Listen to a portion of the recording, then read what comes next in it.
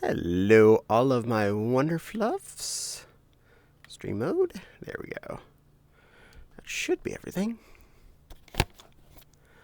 Alright, I am probably just slightly late. It's 03. That's not bad for me. Yay! Anyway. Well, hello, everyone. Welcome to my stream. This is Caddie. And, we're here for the funs.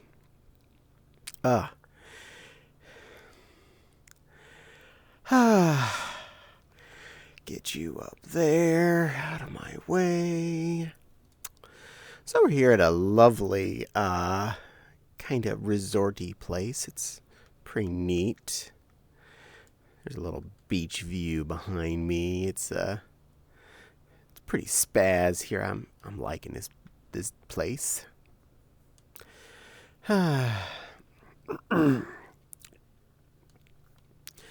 Okay.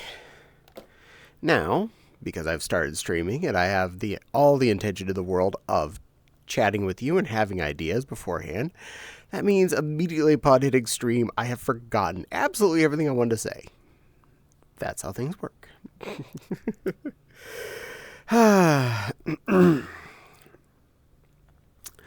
Well, hello, Wild. Bleat bleat to you, my dear friend. I did think of one thing, and that does actually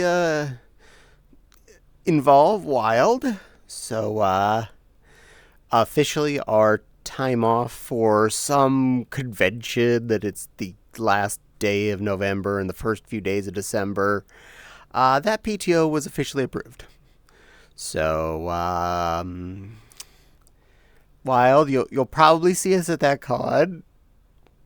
And if you don't, we're really good at hiding in your room.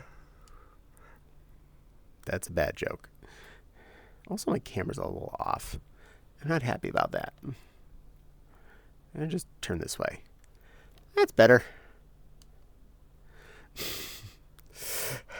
There we go.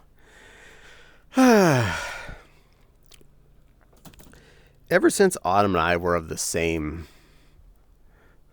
department. Yeah, that's annoying. I gotta fix that. Unanchor for the moment.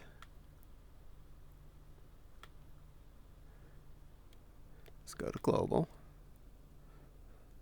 Why don't you move slightly to the left? There. And get me back into position. That's better. Back to that way. Perfect. Anyway, since my foxy Autumn and I became in the same department, every time we have to ask for time off, because one person out of a tiny pool of people has called off or requested off, they say there's no time off left available. This gets really frustrating when you want to say, go on a trip with your husband or wife, depending on what we each feel like at the moment. And yeah, that's fun. So we have to fight to say, yes, our boss says it's okay the two of us are off at the same time so we can go to a convention or something. I remember one of the years it involved a Disney trip. It's like, yeah, I'm going to buy me a several $1,000 trip to Disney. And then a week and a half later, then my better half will get to take a several $1,000 trip to Disney by themselves, and we'll be good. That's how people do vacations, right? That's how normal people vacation. Last I checked. Yes, I'm being silly. Fortunately, our bosses have always been acceptant of the fact that we're married, we want to take vacations together, and there's people that are going to be able to cover that we're not there. So, yeah. Anyway, that's a thing. Anthrocon is also successfully off, so we got that covered. And I believe we have Labor Day weekend also snagged off. One of my favorite tricks I've used at this job since I started. Excuse me, a little gas. Ate chili. To take a holiday day off, holiday day, you have to take off the day before it and the day after it. Otherwise, you get scheduled and just are forced to work it, but you get paid an extra time and a half for working that day as well. So you get double time and a half for, say, Labor Day, or you finagle it so you get it off. Now, to get Labor Day and Memorial Day off, we have to take off the Friday before it, because that's the last day we work before that holiday day. And we have to take the Tuesday thereafter, which means we just have a random 5-day weekend that is just for us. This also entails then we have a 4-day work week followed by a 5-day weekend followed by a 3-day work week. That's actually really nice. That is so nice when it just shows up and you're like, oh, it's a short week and then a long weekend and then an even shorter week. I don't know what I'm going to do for 5 days. I don't know what I did for Memorial Day mostly. A lot of cooking out, because that's what you do on Memorial Day. Well, that and Labor Day too, so same difference. And good news for Anthrocon is we had to take off the 5th. The 5th is our wedding anniversary. So, yes. It's the Wednesday after Anthrocon, which I don't have a problem with, because that way we have been home for a day and a half, and we'll probably go out and have a nice dinner together, because that's what you do on your wedding anniversary is you go out for a nice dinner or something. And I like a nice dinner. And they gave us free dessert last time we did that at Baker Street. So I'm pretty sure we're going to Baker Street for our anniversary dinner. Shh. Secret. Okay, it's not really a secret. I think we'd both vote for that. That and going out on a place like that on a Wednesday, it's usually pretty darn easy to get in. It's the middle of the week. No, nobody cares. No, it's not busy. So, long term, looking forward to that after Anthrocon.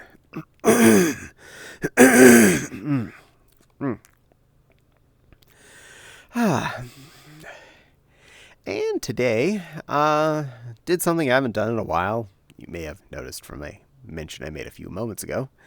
I had chili. Chili is definitely one of those things I look at.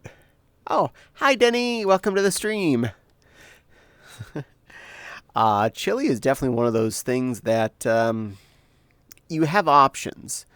It doesn't just come to this is a set version, these are the set level of complexities you can make it. It actually goes really, really wide span of how much effort you want to put into it, and it's still going to turn out good. Sometimes if you even do too many of the nicer steps, I say in big quotes, you might end up with something that is less good, actually. Too many cooks spoil the soup, if you get me.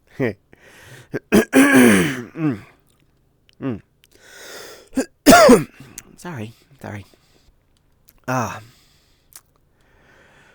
But I look at it this way. If someone wants to go and buy a can of chili and just have a can of chili, they're still going to have a good time.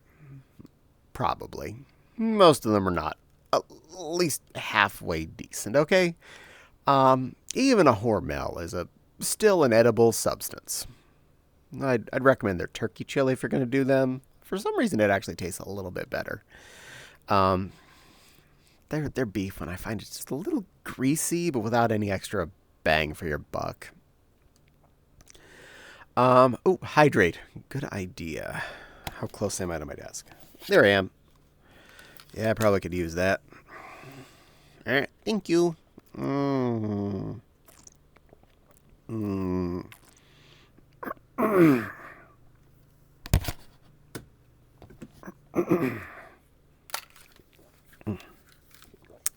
ah back on there. Let's go for Hermel turkey chili. Good choice. Good choice. For a while, we were enjoying the Progresso's 3-bean chili, but they stopped making it, or at least they stopped selling it in our area, so boo.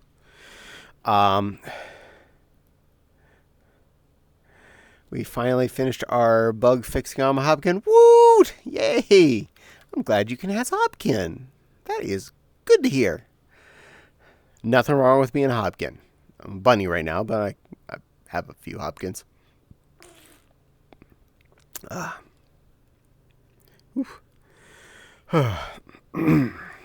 Belly. I also found I really do enjoy the Wolf's brand chili. It's really, really dense flavor. You'd look at the little can and think, oh, that can't be worth the extra money over the can of Hormel, but it's got a lot of good flavor in the can. It's really super, super dense. It's definitely not a watery chili. It's a pretty much will stand in a lump on your plate chili. Beans or not. I prefer beans, and it also comes in hot if you're the hot type. I'm not the hot type. Let me turn that. There we go. Now I feel a little bit less angly. Campbell's chunky chili's been really good to us when we get it. We do honestly tend to keep several different ones in can form in the cabinet just because it's honestly a really filling, quick, easy meal if you so need a quick filling meal. There is fog on my lens, on my left lens, and this is really annoying, but there's nothing I could do about it right now.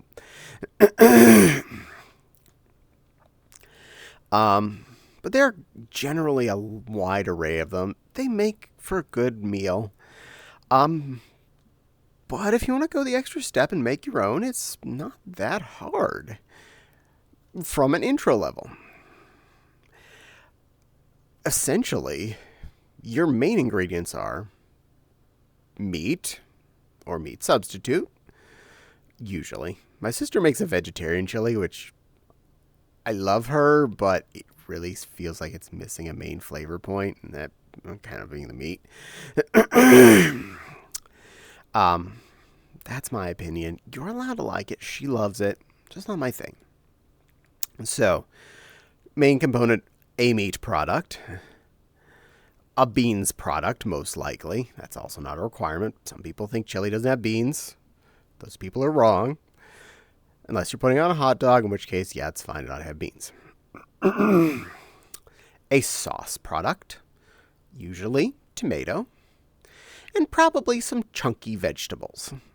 Generally onions, bell pepper, maybe garlic, tomatoes. Some stuff that makes sort of sense. So, now this can get anywhere from really, really super simple to really complicated. Today's, the one I made was just slightly more than ultra simple. The simplest I can see is plain ground beef. Frozen, cut up already, green peppers and onions in a bag. We actually do have those in the house pretty much all the time, so that would be an available item. And then just a couple of big cans of red kidney beans, some tomato sauce product out of a can, and probably a can of tomato paste. Some seasoning, chili powder, and whatnot. Wow. Some seasoning, some chili powder, and whatnot. And you're really there. It's not much to succeed. Made stovetop chicken bruschetta. Oh, nice. I can definitely dig a good chicken and a bruschetta and put the two together. That's awesome. And some menorah. Yes, actually, I do remember you. Hello. Welcome to my stream. You can see me being a pink bunny on camera.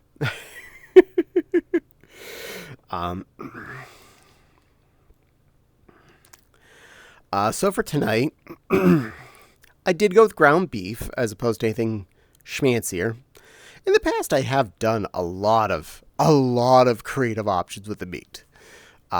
This time it was just a 2.25 pound pack of ground chuck.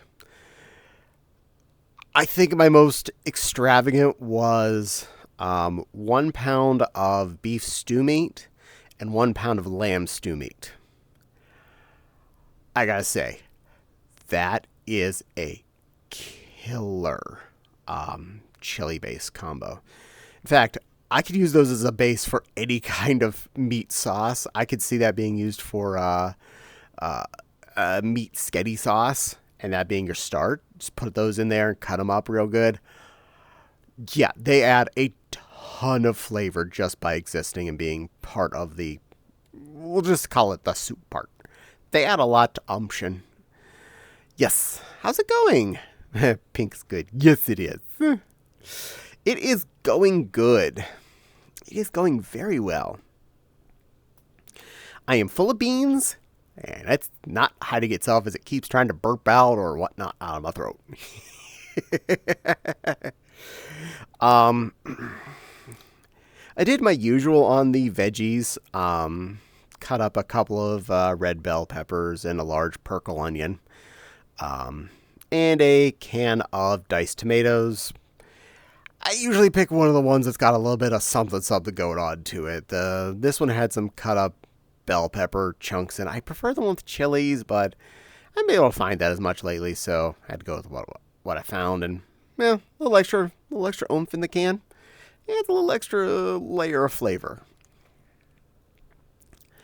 Had the BK today. Oh yeah, get that king in ya.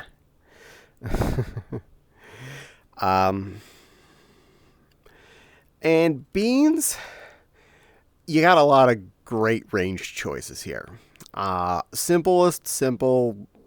You're going for like a 2.5 pound chunk of meat. Probably 2 of the large tall boy cans of red kidney beans. No thought, no worries, no questions, no judgment. That is a decent base for your bean level on your chili. I personally prefer a bean variety. I use a crock pot chili during the winter. My chili also has fresh jalapenos in it, along with green peppers and onions. Good choices, good choices. I don't mind the jalapeno in there. It's, I try to keep the spice level at a minimum because it's easier for me to add afterwards than it is to accidentally put too much in. Just saying. I'm a wuss. I prefer my stuff more on the mild side. Today I went with a step ahead of the just 2 big cans of red kidney beans. Usually my mix for a simple chili like this is 6 small cans. You know the little like regular a can of vegetable size can? 6 cans of different kidney or kidney-esque beans. So basically I go down to the bean aisle and I pick up 6 different things. Red kidney beans, navy beans, Great Northerns I remember on the list. Garbanzo or chickpea is actually a very good one to add to chili. I try my best to make sure that one gets in there. I personally feel it adds a good flavor. It's a really good bean. So it's one I aim for if I have a choice. So 6 different kinds of beans in there. A can of tomato sauce. That I always put in quotes because usually really unflavored, but it's in the tomato stuff aisle. Just a can of blank tomato sauce and the bigger size can of tomato paste. Because they come in the little super teeny can, but there's a can that's twice as big. That's the one I usually use. Adds enough viscosity to my chili. I cheated. Last night I cut up my peppers and onions, and I browned off both the ground meat and the onions, and had them in the fridge ready to just start the stuff off this morning. I was going to do the peppers too, but I ran out of time, so I just had them cut up. But everything worked out fine. That didn't harm my process. If anything, I was like, yeah, this timing worked out good. This saved me a lot of effort on a Monday while I'm trying to do this on a 15-minute break. On a 15-minute break, I not only got my lunch in the microwave, I cooked off the 2 red bell peppers in the cast iron skillet, got the meat and onion cylinder out of the fridge because it had solidified. Put that in the big pot, opened up all the cans of everything, got them all in there, and got it starting to simmer before I had to go up from my 15-minute break. Whew. Talk about your run. I love eating spicy food, but Cholula kind of makes our gut sensitive. That's fair. We have a couple of different hot sauces that are on our regular flow state here. El Yucateca, it's a habanero-based one. We both really like the flavor of it. I actually like Tabasco. Specifically, I do like the smoky flavor that it can add to things. So that's on my I keep it handy list. Now, I said I'm like a wuss when it comes to heat, but compared to a lot of people, I'm not. But compared to my better half, I am like ultra mild. I've been told my fried rice is spicy, okay? And I look at it like, that's bland. I could add heat to that. I just don't. So, yeah.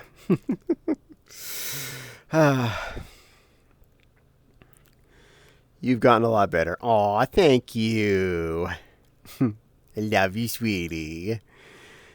And you know where all the hot sauce is if you want to make yours more spicy with your next bowl.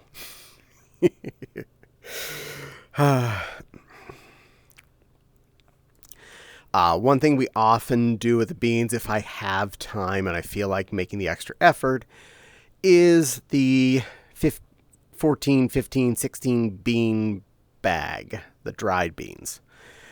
With this, you definitely have to think the day ahead. There is no two ways about it, because you have to put those beans in to soak for 8 hours. At least. I honestly feel like they need more. I do love when I make chili with those. No question. It actually adds a big boost compared to the canned beans. But it's also a slightly different experience. Like the stew meat is a very different experience from the pack of ground meat or a mix of different ground meats. I mean, there's no saying you don't have to buy exactly the 2 1/4 pound of ground chuck because it was on sale. You could buy a pound of ground beef, a pound of ground lamb, and go double ways. Or find that bison. We saw them in the freezer section recently. I was like, wow. Meijer actually has an array of different interesting ground meats that just showed up. And I'm like, well, darn. That's tempting. I want to do something with all that already. Yay, Denny's doing wigglies. I make my chili spicy with cayenne pepper. That is a good, safe bet. And yes, I'm glad you already had spices, my love. Cayenne is a pretty safe spice. I'm about to use my chair because my hips are sore. My apologies to everyone. Ironically, it looks like I'll be sitting on this chair almost. That's convenient. Cayenne is a pretty good, safe spice, as it were, if you're going for heat. And you don't want to add a lot too much interference. Going back to the jalapenos, if you're working with a jalapeno-based hot sauce, or too heavy on jalapenos in general, you can easily add a larger amount of a bitter taste that I've noticed for sure. And that's not to say, I'm definitely not saying you're wrong for putting jalapenos in. Again, everyone's taste is their own. I'm not going to And I haven't tasted your chili, so I don't even know how yours actually tastes the way you make it. You're probably doing a good job. Jalapenos are one of the ones I definitely find it's easier to more dangerously hit that bitter additive flavor. Jalapeno hot sauce more than just jalapenos themselves. They tend to get that particular bite besides the heat. I suppose it does accent the heat. It makes it stronger without being stronger. But it's one I don't use as much. Cayenne is definitely on my go-to list when I want to blankly add heat to something without risking ruining the taste. One time I ate habanero pepper and the burn didn't bother me. The acid reflux is massive. Button killjoy. The foxy definitely has munched on a few habaneros when I've used them in cooking. Which I find amusing and cute.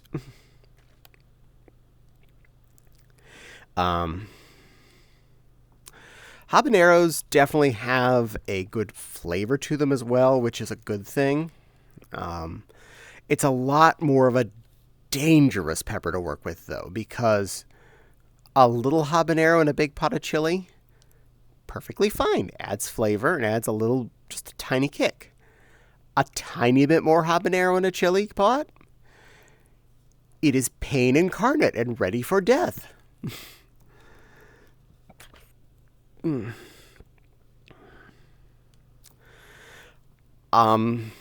That's another thing you can do is different peppers you can add to a chili if you're brave.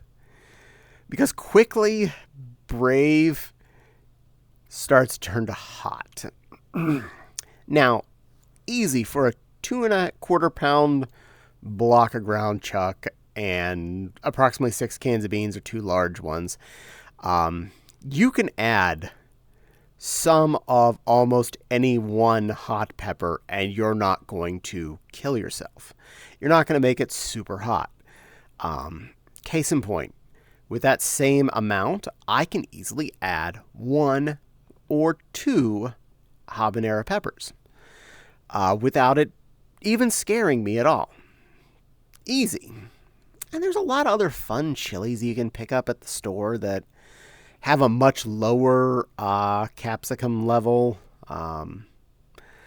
like serranos or poblanos or anything else that has a Mexican-y sounding name that I don't know what I'll mean.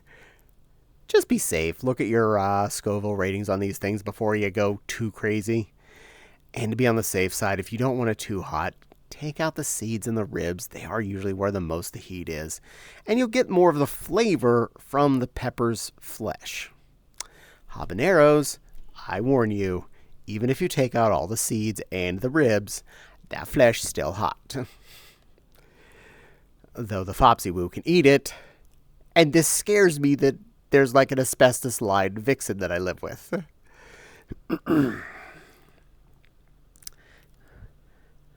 And she was moving around, so she didn't hear me talking about that. Ha ha ha. Yeah. But you have a lot of choices with this kind of thing. It's a very easy to deal with. I love you. I just got kisses. Chili's a very versatile, easy to deal with type of food that you can make a large amount of filling meal with very little effort and very large amounts of potential variety and customizability, depending on your mood, your tastes. I didn't even mention the levels of seasoning I put in because, to be honest, I'm not entirely sure.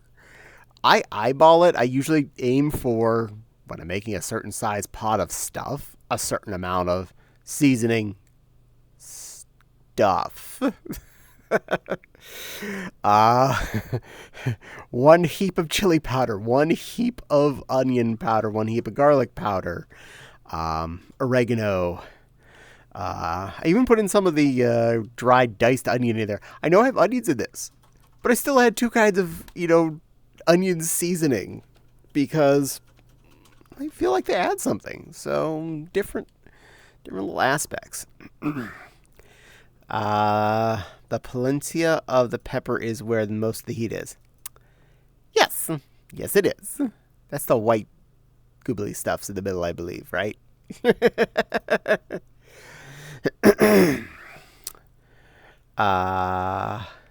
Spice peppers would be an earthy taste.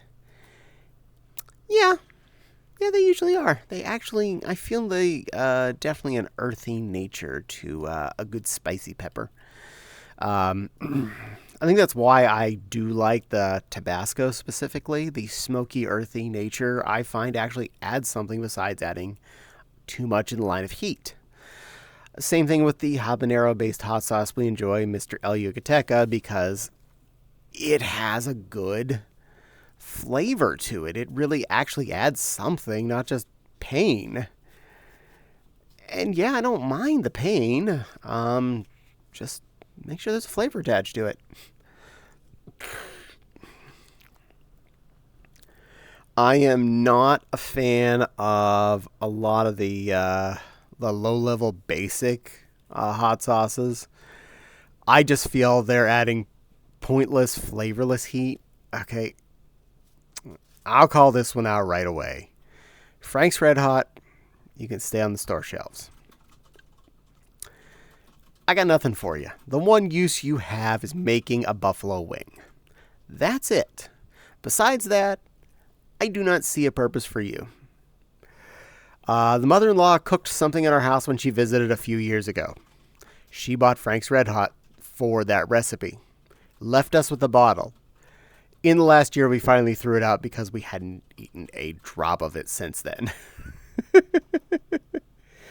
Ghost peppers are good. I have yet to try those myself. I believe the Foxy has tried them. At least in things. And some of the things that have been eaten I've heard were tasty. I will leave those to the hotter heads. Yes, I agree. Heat needs to complement the dish, not overwhelm it. This is coming from who found she likes Carolina scorpions. Yep. I live with that. Mild child, scorpion.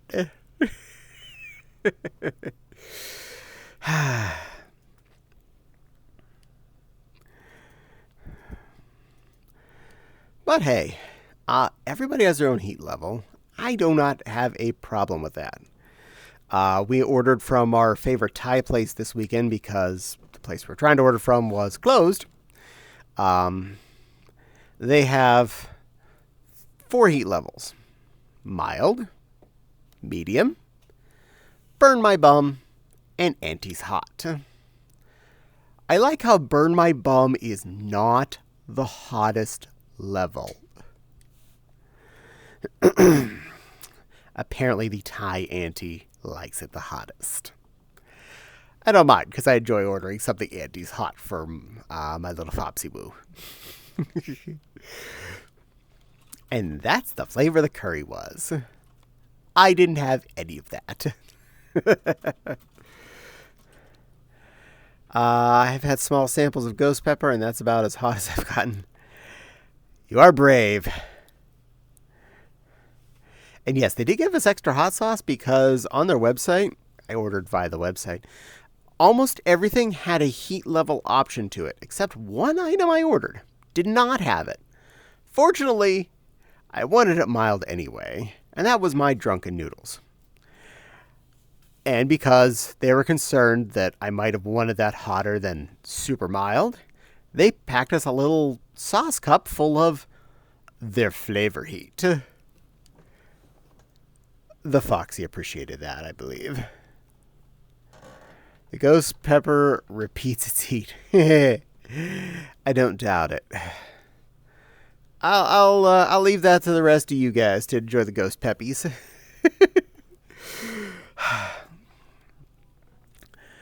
I do like quite a few things that are definitely on the spicy side as opposed to the mild side. Curries in general, I will happily eat at a number 2 out of 10. I can eat them up to the 10. I just won't be enjoying myself past the 2 or 3 mark. And 2 is usually my happy space on a 10 scale. If there's only a 4 scale like this place, I usually go for mild simply because even for me, the medium starts to become not as enjoyable. Can eat? Yes. Would still get the flavors? Yes. Enjoy? No, unfortunately. Plenty of other things I eat that are technically lightly spicy, like General Tso's chicken, stuff like that. I'm not a zero when it comes to this sort of stuff. Buffalo Wild Wings and pretty much any other wing place, if they have an Asian zing or the equivalent, I like to go to that level. It's got a good enough punch, but plenty of flavor to go with it. And I do really enjoy the flavor that has. It makes me happy. So yes, that's a good thing. Heat's good for you. Actually, kind of is to some extent, as long as it's not burning a hole through your stomach or causing you intense pain in either your mouth or your other pair of lips a day later. I think you all know what I'm talking about. The burns twice game.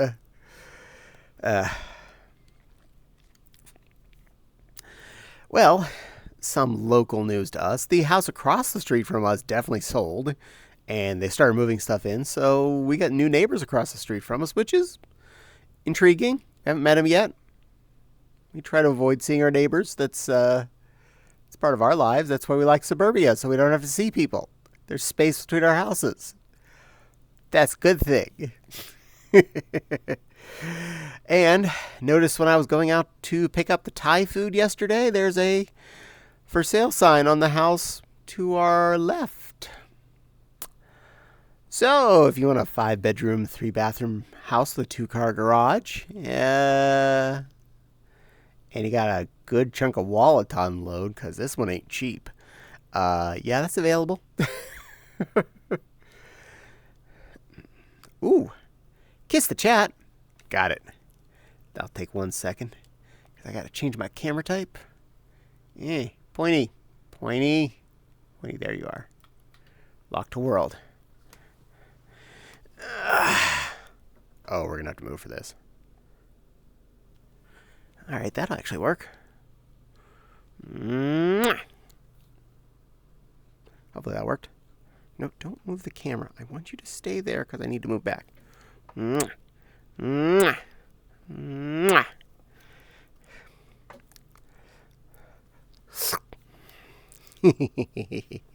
a lick for good luck. All right, get me back to position and lock to me.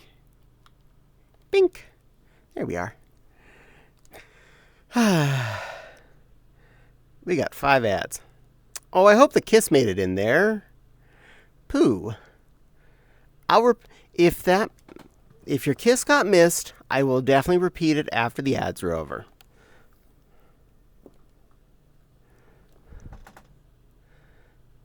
Oh, yeah, because you were saying ads right as I did that. You'll get your kisses back. I will re-kiss. Let's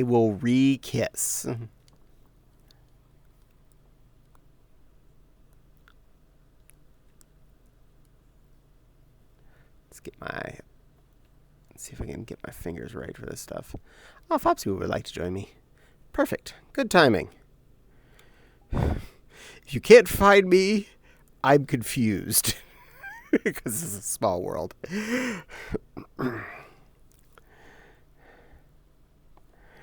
Okay. Oh, we're back. Good. Let me see if I get my fingers right for this second part. It was this way?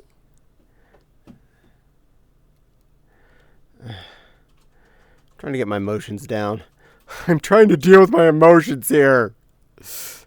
That's angry. Can't get my tongue to go back out.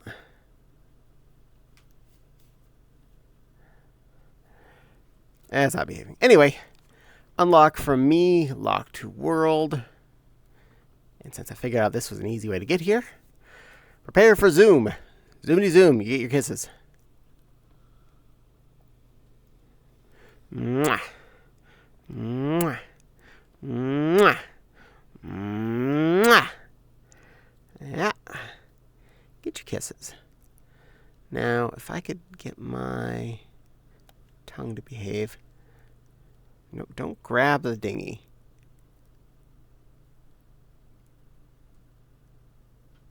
I see Foxy has joined me. Yay! There we are.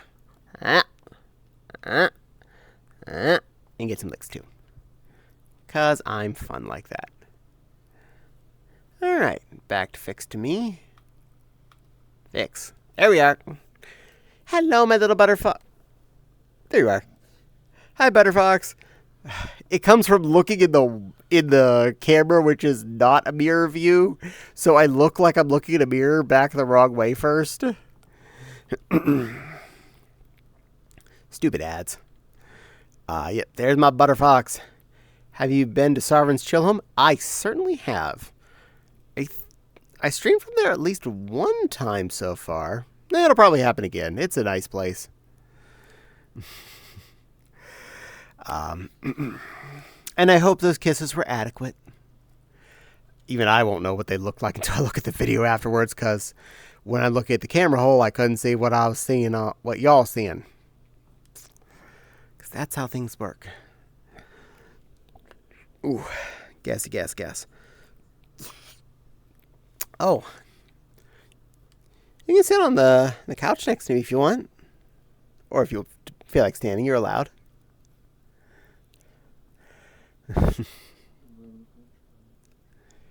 You're allowed on the furniture. Silly foxes. Randomly, another reason why I'm sitting as early as I am, I try my best to stand for a while. My thighs are hurting. They were sore yesterday. I'm not entirely sure what I did to break myself, but I sore. It makes standing up, the function of standing up from sitting and going up and down stairs less comfortable. Walking, not so much. Sitting, not so much. Changing from sitting to standing and going up or down stairs, much. Trying to get off that futon couch that's actually the room behind me, lots. Reason being, it's below knee level, so if I sit down on it, my bum is below my knees. So trying to make me stand up from butt below knees when I'm sore, that hurts.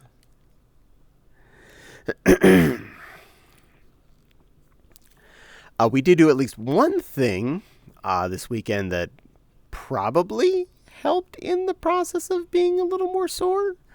I did the least amount of the work, so I don't know how I hurt myself as much. I also didn't even feel tired afterwards, so, there's that. The Foxy Woo, a little Butterfox there, went and took the hedge saw out to the front garden and took it out. It was about waist high, and there's a good bit of it, and also trimmed off some of the bushes and the hedgy works and all that fun stuff. And as soon as she finished the actual trimming process, she came in exhausted because she's exhausted, and that's a lot of work, and I'm proud of her for getting all that done. Thank you. And then I went and took ye old gribbage can around and picked up all the schmutz. Or at least 99% of the schmutz. There's still a couple bits out there, and I'm just going to let those exist. They'll biodegrade. But wow. I think there's room in the trash can, the big city-provided trash can, to put one, maybe two little kitchen bags. This is one of those big dumpster cans, and I have room for maybe 2 little 13-gallon kitchen bags if I'm lucky. That's a lot of green crap. And I'm not sure if we're allowed to put all that in the garbage, so let's hope we don't get in trouble. Something about no yard waste. Well, what do you do with it? Am I supposed to eat it? I know you like vegetables. I don't think these were good, tasty vegetables. Yeah, but I like meat. I like steak. But steak. Steak? Chicken? Fish? Hassenpfeffer? Hassenpfeffer.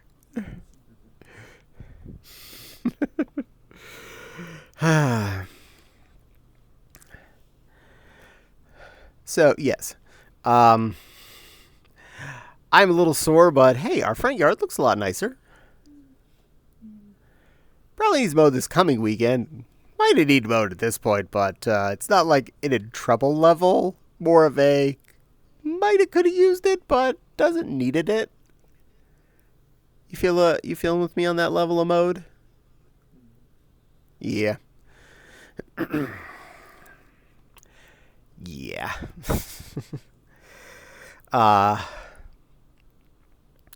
It'll be interesting getting a new set of neighbors behind us.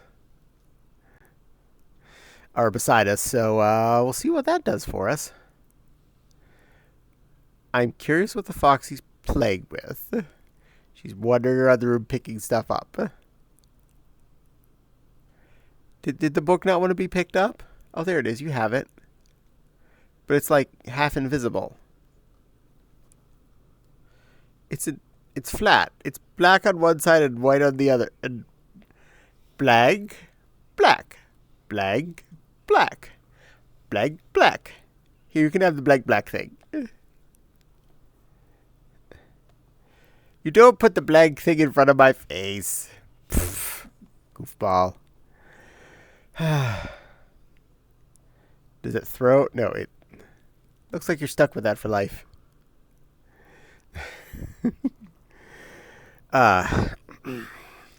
We still need to deal with the backyard's growth areas. They are definitely kind of fuzzy. Maybe next weekend. Haven't really felt the urge to get the green thumbing out this year because, well, I haven't. It's either been rainy or hot. It's your two choices, and neither of which is a good time to go out and do bonus outside work. But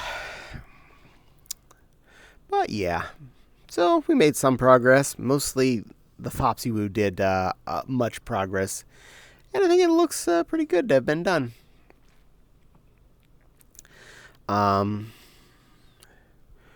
We are quickly approaching on Anthrocon, and I don't think either of us are claiming ready for this.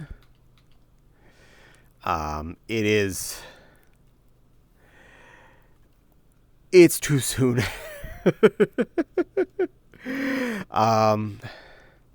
And we have to manage to, again, pack everything for two of us for end of Wednesday, all of Thursday, Friday, Saturday, Sunday, and to go home on Monday stuff into the car, usually involving 2 fursuits each, some snack foods, and probably some drinkable things like dietary Pepsis or something.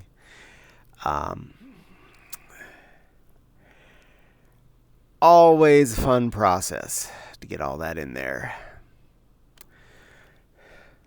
At least I have a few new things I'd like to bring. The date cashew bars are surprisingly satisfying, and I think would actually work pretty well when trying to accompany them as a carryable con snack. They're individually wrapped too, so that really helps. so they'd be an easy slip it in your con bag or your purse or whatever, and you're just kind of ready to go. That, maybe a pack of granola, a bottle of water. You are on emergency status, go.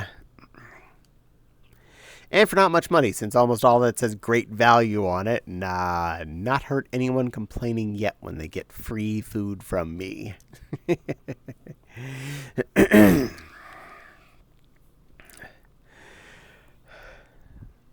Honestly, I think more times than I've eaten my snack foods I brought with me in a con bag out to a con floor, someone else has gotten to have them because they were, exhausted, forgot to go eat meatballs before they went trekking into the David L. Lawrence Convention Center.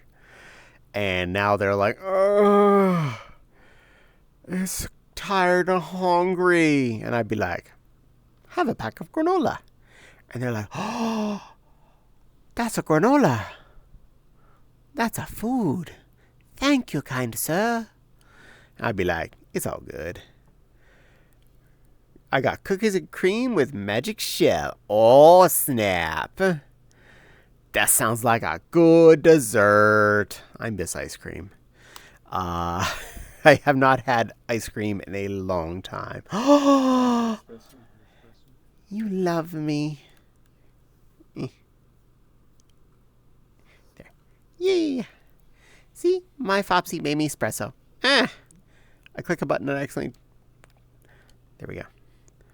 There. See? My Foxy made me espresso. Oh, gone? Oh, caramel flavor too. Oh, you are too good to me. I drank most of it. Sit there on my knee. I'll finish that in a bit. But I didn't make it done yet. Well done. Let me finish that. Click. More. Thank you. Okay, it's empty. There's an espresso maker in this world, and someone figured out how to play with it. Good girl. Yes, my Foxy is adorable. It's very sweet and made me coffees.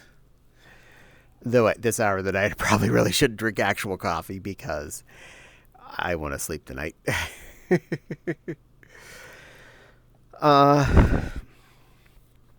Definitely find when doing conventions. I have mentioned this before in recorded videos, but I don't think I've ever done it on a stream.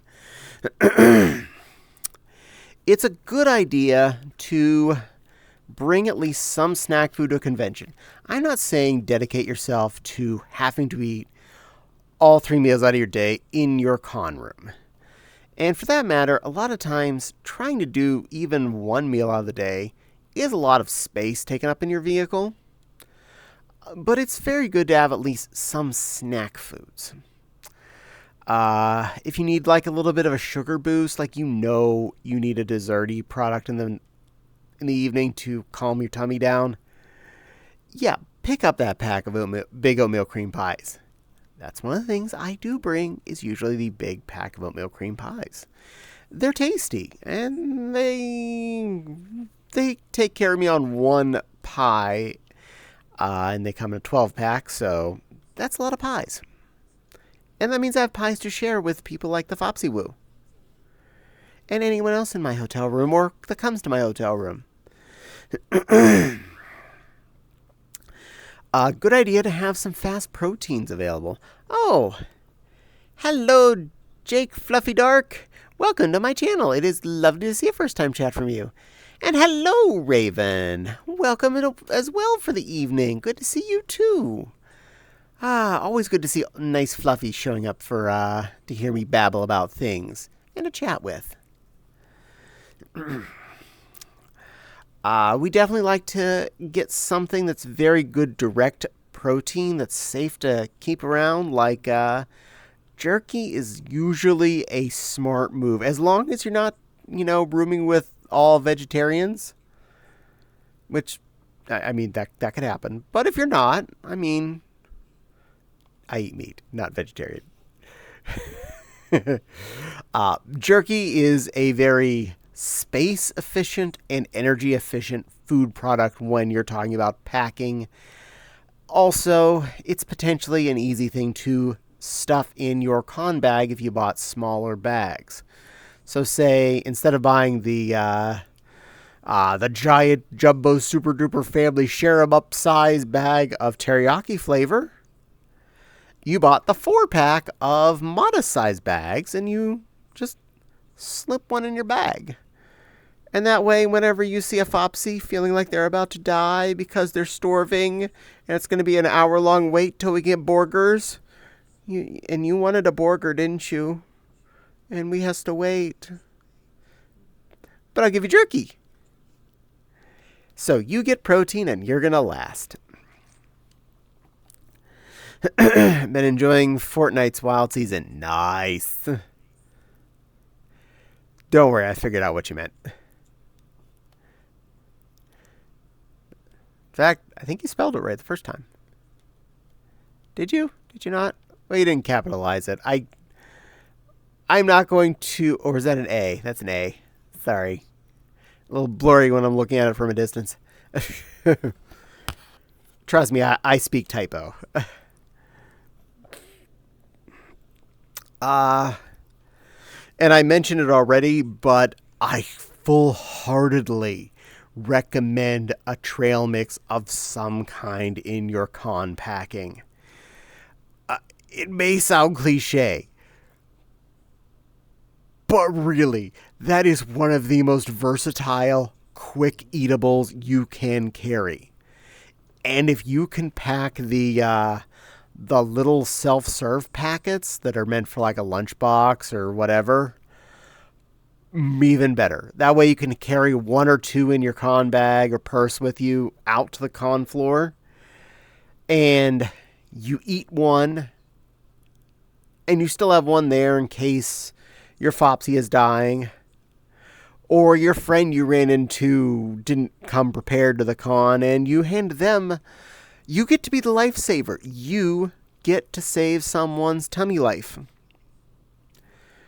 It never hurts to be the hero in these cases. And usually these things are stupid cheap in general and don't carry much weight from you carrying them. And you have just helped a friend that you didn't know you needed to help. This has happened more times than not for me. I am not kidding. More times someone else has eaten my trail mix when I carry it in my bag than me. And I don't just mean that one, because that one actually is smart enough to carry one. Because I say, put this in your bag. And they say, okay? You whisper quietly. I do whisper. Your microphone didn't pick up. I know. I'm quiet. Goofball fox. Good girl. Well, Wild, have a good rest of your night. Enjoy wherever you're off to. Oh, we are doing lovely, Raven.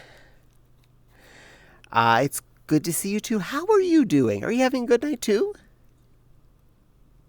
Enjoying yourself? Playing some games? Hush's little icon there is cute. Thank you for that emoji-doodle. Jake gave that hammer heart. That's also a cute one.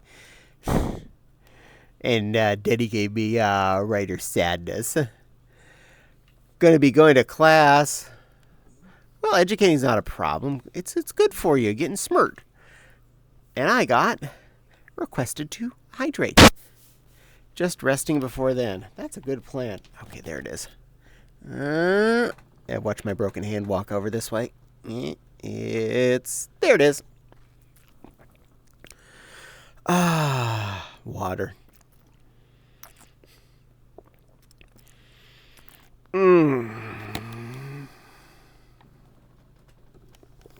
Hydrolicious. It's better. Thank you, Dark Workspace. Are you grabbing at my belly? Don't play with my belly, goofball. Daddy gave me the pop emotes. Yes, I'm being naughty like Heartwood and just babbling on end. Well, I can say I learned it from Dad there. That little Hopkin is a good example. And does teach you to pay attention to your chat, be nice, and let them all know they are well respected. Even Raven Roses deserve it. No, Raven, you're amazing. I don't just mean that in a bad way. I'm going to get myself in trouble. Raven Roses is a very sweet, sweet little sweetie pie made of sweetness and sweetitude. Yes. What? Let's talk about Raven Roses. She's nice.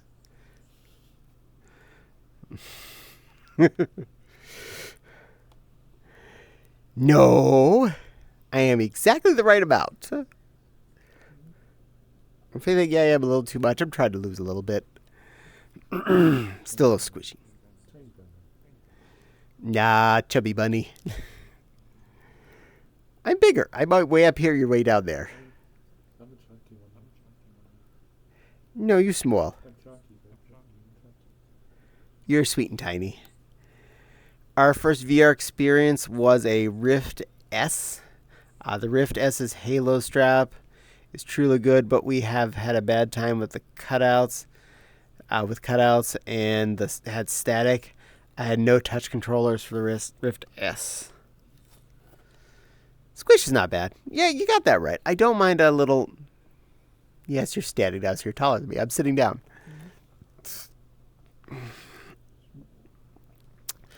I never tried a Rift S. In fact, the Index here was the first headset either of us ever owned.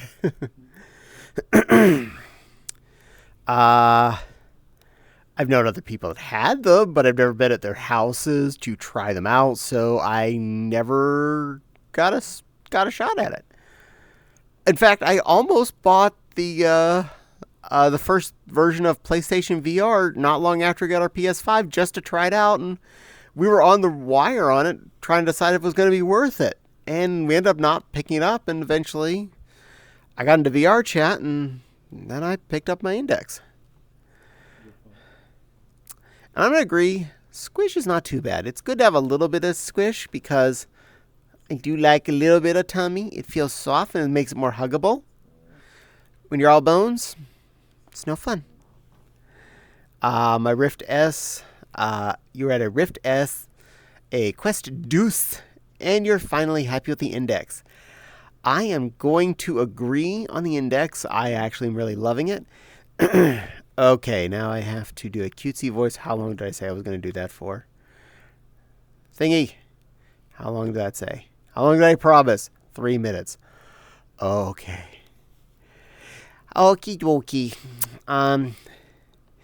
The Rift S is a Lenovo headset, and it is made by the company named Lenovo. They now own the ThinkPad line, which used to be owned by IBM. Both of us had ThinkPad laptops at some point. It was my first laptop. It was a Pentium 3. It had a removable CD-ROM drive that I could switch out for the 3.5-inch floppy drive.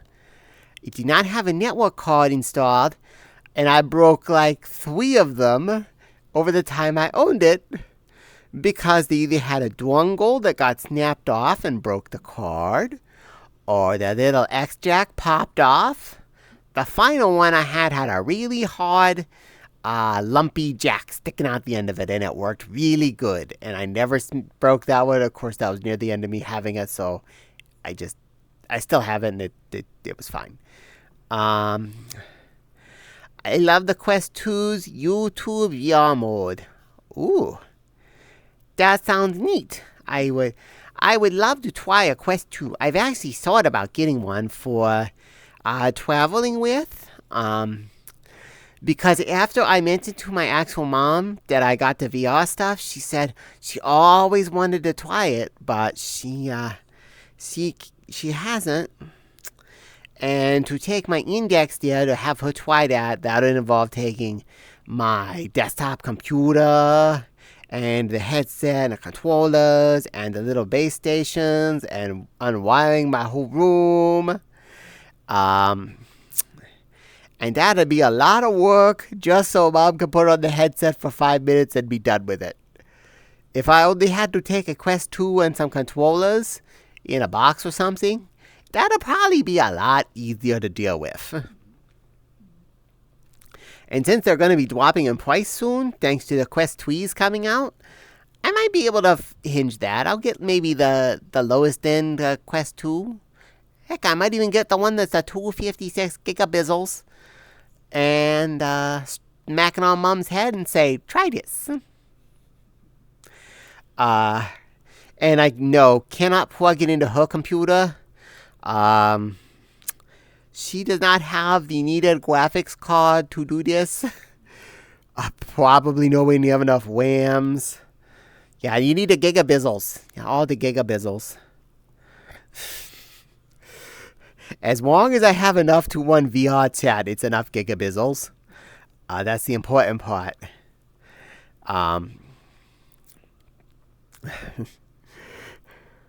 But I would love to let her try this too, because I think she would enjoy herself and she'd have fun.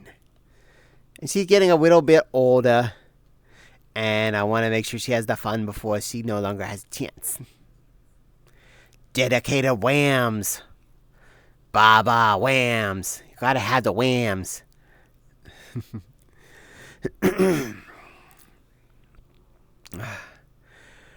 Okay, I made it 3 minutes, and I didn't break character the whole time. Yay!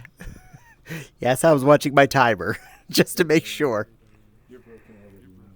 I love you. Yay!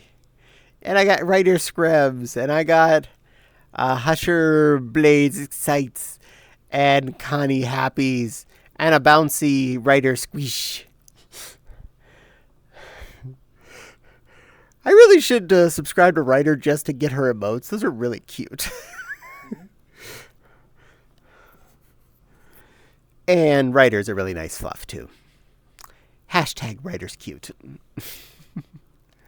Just double checking. Okay, didn't mess anything up yet. And no one's complained they couldn't see me, so that means I'm actually playing. Foxy is quiet. Yes, Foxy doesn't always use her big girl voice when she's in my stream, even if I poke her and say, use your big girl voice.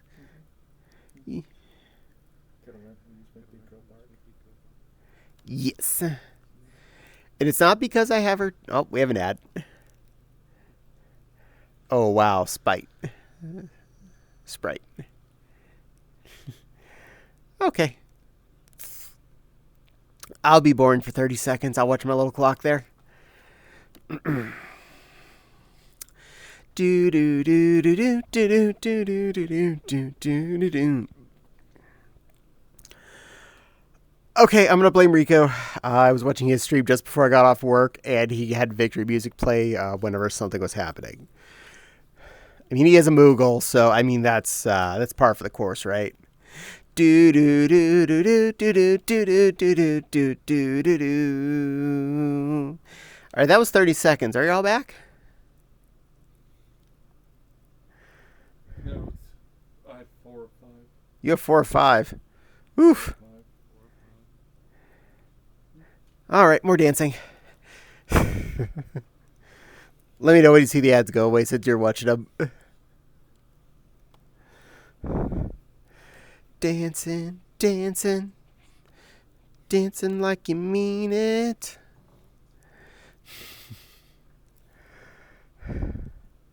Ads, Nissan. Yay. Final Fantasy 14 for PlayStation and Progressive. Wow. Denny's still in ad mode. Are you still in ad mode, or did yours end? Okay. Denny's probably on his last ad. I hope. I don't pick the ads, so I apologize for how many you end up with. Yeah, yours ended. Perfect. All right. Welcome to Done with Ads.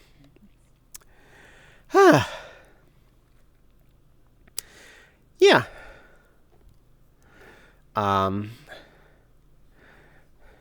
Heck, I was being a naughty streamer and advertising for other people, but technically, as long as the streamer themselves is doing it, it's okay. You don't go into someone else's stream and specifically advertise another streamer. That'd be good etiquette. You can make mid rolls be only first when someone refreshes. Yes, I can, but I barely get anything out of my ads at this point. A stream tends to get me about a quarter. I'm not kidding. I was just about to, until you stopped it for myself.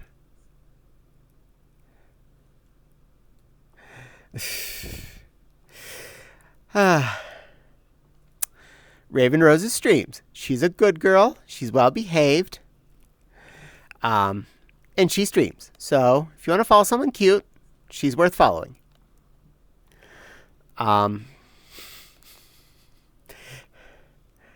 But yes, there are a lot of other streamers that I watch that I would probably pay for the subscriptions just to get their icons because they're fun and I like them.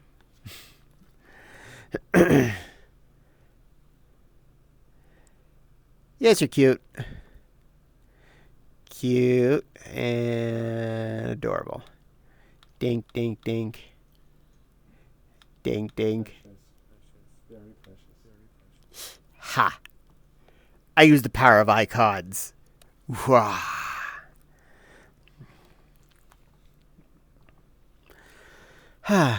Yes. And for anyone that doesn't know that has Amazon Prime, don't forget you can spend your Prime free sub every 30 days on one of your favorite streamers. I'm not telling you have to give it to me, but there are a lot of good streamers out there that you could be giving that free investment to that you're basically already paying for it with your free with your fast home delivery process. I mean, think about it. You could have those adorable little Wolfie blushing emotes. You could have Ryder Fluff's ads one, or the Scremming ones there, or Con Cub's happy, or Chep's vibing spinny ones. If you're paying for those that Prime, might as well use it. Free money. Denny's being good. Little Wolfie. Yep, those are all Little Wolfie ones. He's a good little pink bean.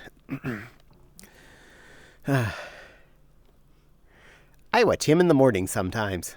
When he's on, that is. Lies and slander. Yes, adorable. Yes, you're adorable.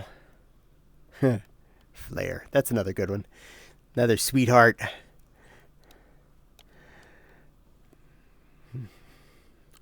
I will definitely say, becoming part of this streaming community, I have met a lot of wonderful people that do stream and don't look at me like I'm a third leg. Wolfie is a great bean. You got that right. Wolfie's a sweetheart. He's one of the most wholesome holes that ever wholesomed. Did I say that about right? Something sounded wrong about that. Yeah, close enough. Bubs. Bubs is very energetic. But yeah, I've met quite a few wonderful people, and I've gotten to hang out with a lot of them in VR chat. I can't say all of them are my best friends by any means, but anytime I've hung out with any other streamer, they always treat me with respect and not like I'm the third leg stepchild that should just get off their platform because I'm possibly stealing views from them.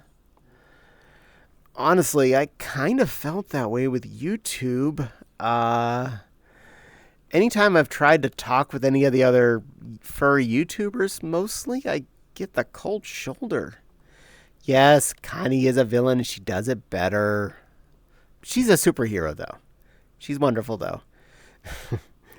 She's the one that got me into VR chat. Blame her.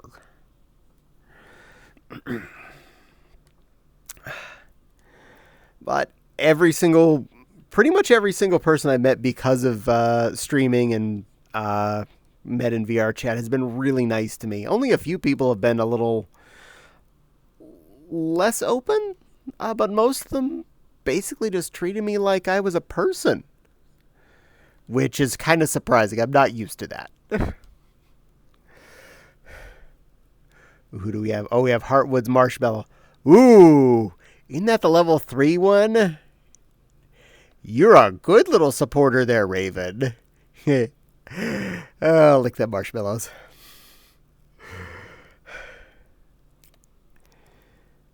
I'm probably safe. He's not watching. I agree. Lick those marshmallows.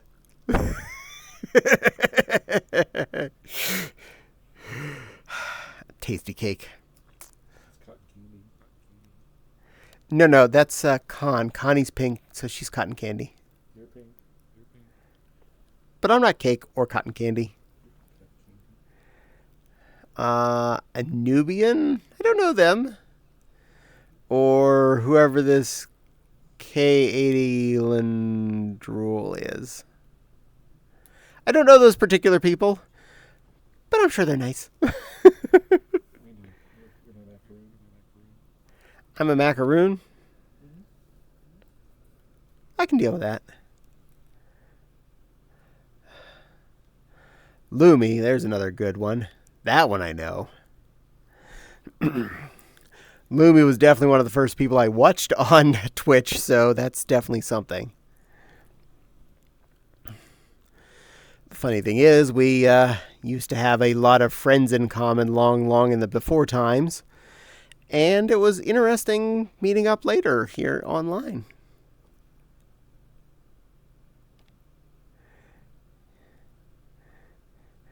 Lots of wonderful floofs. I need to spend more time on Twitch, watching more people and getting to know everybody. Fortnite on the Xbox has surprised me with impulse triggers.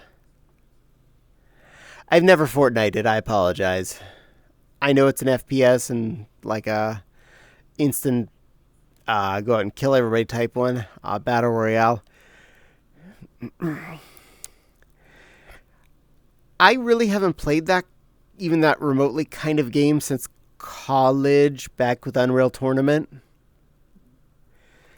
That's where I got my first taste of FPS.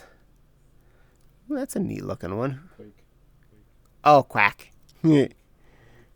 Bluebee. I don't know who they are, but they got a cute icon. Fortnite Save the World was first. Okay.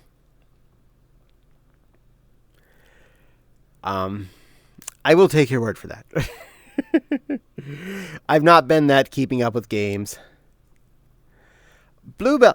Oh, that's who that is. Oh. I watch them. They're on my list. They're nice. And I think we actually met them one night in VR chat. I think that was the little hobkin we snuggled that was feeling lonely that one night. Oh, that could be. Yeah. Pretty sure I know them directly then.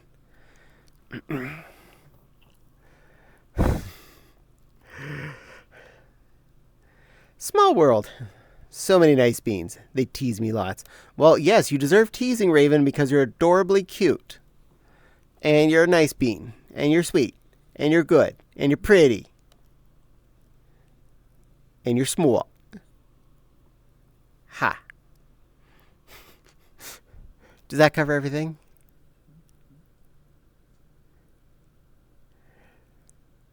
No using sign language against me in a VR world. That's cheating. No, you. Would you like to see our Hobkin? She's a plushie. Do you have a link or something? I have links unlocked. Oh yes, Please go ahead.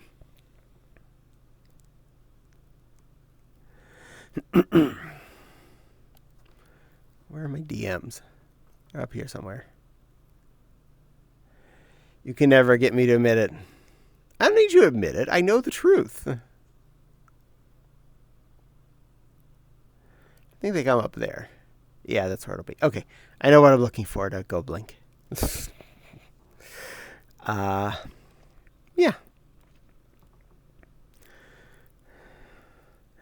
VR chat and being in VR in general has been really fun. You can only make me if you save the points. That's fair. I'll have to watch your channel more. I'll get points. I'll make you say it. I make a little green otter admit he's a bottom at least once a week just because it's one of the redeems that I can afford. Now, if only Heartwood had admit I was cute as a point redeem and not just a Streamloots card. Oop, I got a Badoing. I think that was in... Okay, I need to click over here. Click on that thing. Back to that thing. I see a message. And I see a Hopkin. Oh, it's cute. And from where that picture looks like it was taken, I am guessing you were at the Ferality Dealer's Room. Good color choices.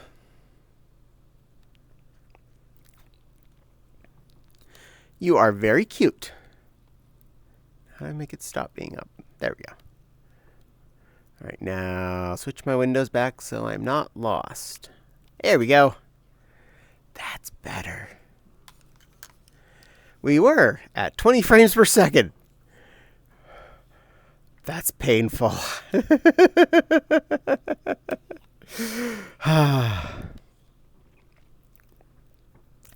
The only time I had a lot of lag on VR chat was the day I accidentally left Clicky Clicker on before I opened VR chat. I knew it took a lot of computer cycle to run. I had no idea. That thing eats you alive. I actually turned it off and haven't had it on since then. So is that why you stopped? Yeah, actually. It was making my computer hot. And I need to actually be able to use it. The den was so unoptimized.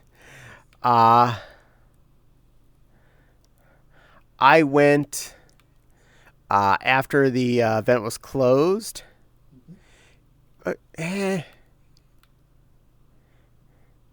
If you're reading this, then you're...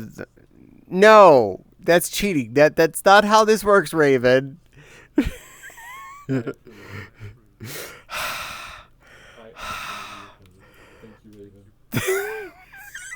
That is cheating. That is cheating hard. Not that because you figured out I was actually clicking on my Discord to see messages when they went boop.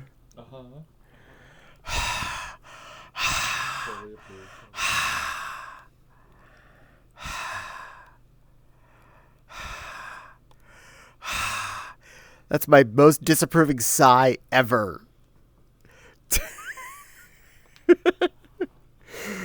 Well,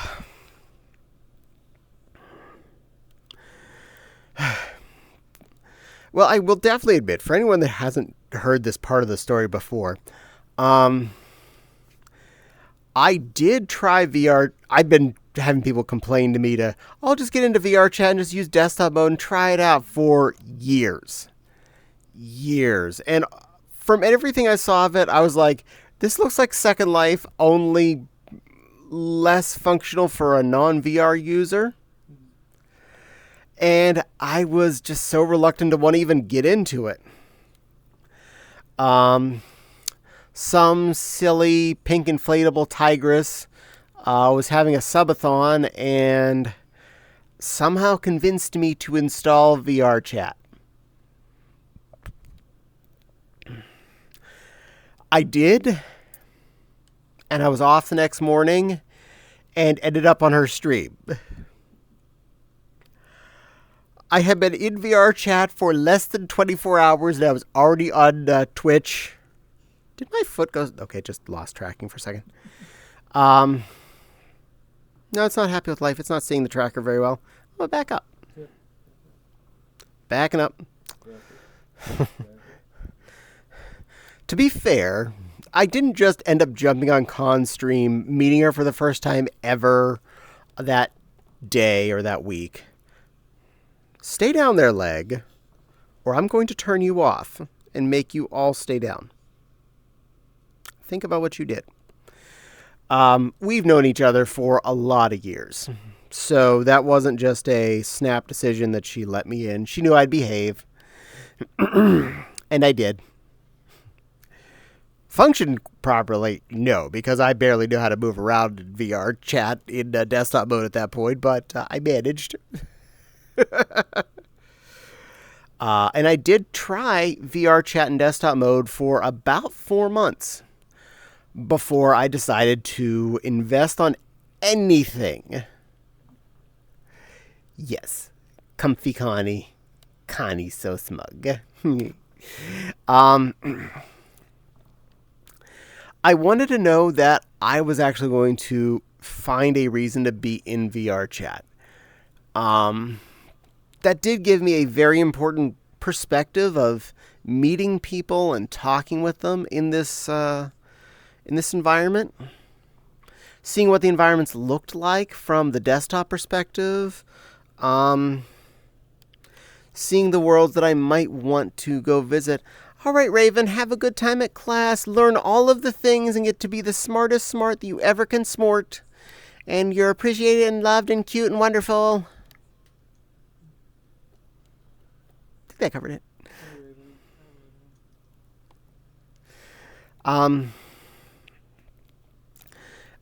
And from looking around and hanging out in VR chat a lot, it went to I really enjoyed going on and seeing some old friends that I had found are on VR chat, and a lot of new friends that I made that were some of their friends or their friends' friends or their friends' friends' friends that just ending up bouncing between people that were available and hanging out in groups, and it was interesting.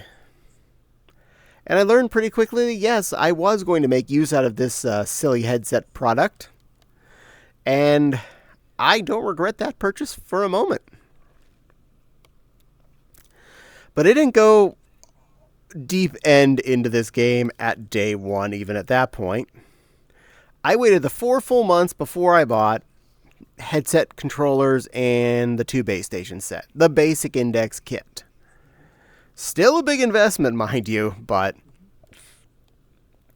we didn't just drop all the thousands, just stacks of Benjamins or anything like that. No, we're trying to be smart and seeing if we, one, didn't get nauseous the moment we put a headset on. Even at the point when you spend $1,000 and you get nauseous, at least you didn't spend $1,500 and got nauseous. Also, we both tried the first headset before we bought a second one. That way, we both knew we didn't get nauseous the moment we put the headset on. Have I got myself nauseous? Yes. Yes, actually, I have. I managed to do that. And someone explained to me, "Oh, were you jumping off things a lot?" And I was like, Yeah, I was. And that actually, your body does have problems with that. You're gonna make yourself not. I need to be more careful. When I had the Rift S, I used an Xbox Series S for playing in VRC. It was awful. I'm immune to VR sickness. I'm proud of you. About 2 months after we had both got our headsets, little Foxy invested in a set of trackers that we were considering having share between the two of us. After the process of plugging it in, we figured out this was not going to be something we'd easily split between 2 computers to unplug and replug because, those silly little USB Bluetooth dongle thingies. Yeah. And they were really picky too. They didn't like the one USB hub. Fortunately, another one did work with them, so that was fine. But like the day after someone got theirs and we found out how awesome they were and figured out how to get them set up, I got beans that within 2 days because the price was right to order them directly from Amazon even. So literally prime delivery. So I ordered them and a day later I had it. I ordered them. I think I actually ordered them on Sunday before Memorial Day. Amazon delivered them on Memorial Day. I was off that day. They showed up a little after noon. I quickly plugged everything in, made sure it was working. I hopped onto VR chat. And some little white hobkit was streaming. And he let me in. So within minutes of me having full body, I was on someone else's stream. This is becoming a bad habit of me, ending up on someone else's stream the moment I have new technology in front of me.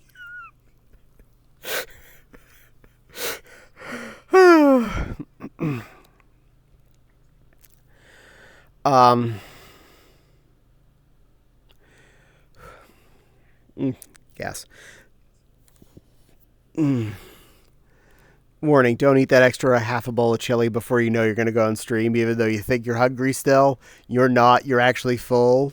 It's like swimming, sweetie. You get take an hour before you go swimming or go VR chatting. Not kidding either. It might help. New retro arcade Neon has some good uses for arcade emulation. Woo! Well, that's neat. I do like some good arcade stuff. We are fans of the MAME, and I don't mean maiming each other.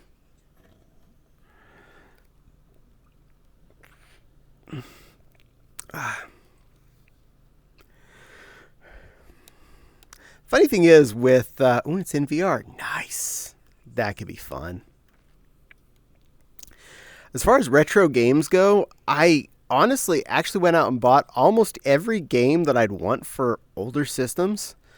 Either things I had played other people's houses or owned as a kid, or really, really wanted to have and never got a chance to.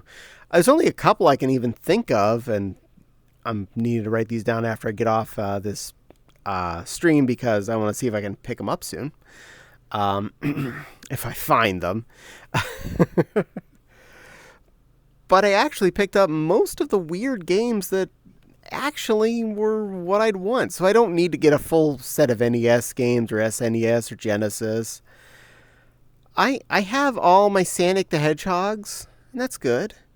Donkey Kong 64 was your favorite in the N64? That is awesome. I never had that one. I probably do need a Donkey Kong Country. I don't think I own any of those. We might have bought one of the ones for the Wii when those came out. Yeah, we got one for the Wii. Yeah, that one. But honestly, got most of the games that I'd actually care.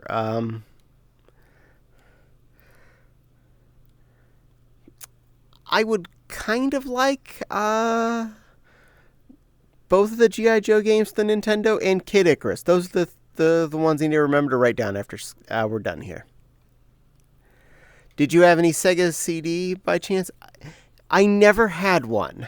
I had a cousin that had one, and then Kane peed on it.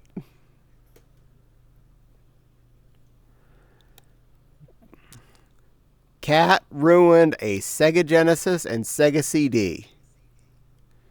Stupid cat. I do have the latest Sega Mini, though, so I do have some of those games in the form of that mini critter. So Sonic CD and a few others. we're happy there. And I think that actually had most of the Shining series in it. The BIOS for the Sega CD is the fave of mine. Neat. Sega Genesis had Rocket Knight Adventures, which was hard as heck, but it did have cool graphics, cute anthro possum, and it was pretty darn swell. I wound up getting a copy of that one not too long back. One of my other most final purchases of retro gamitude was the Castlevania 3 for the NES. I never had owned it as a kid. I borrowed it a few times, and it's by far my favorite of the NES Castlevanias. I know you're a Rondo of Blood. Symphony of the Night. Oh, that's the one. It was one of those.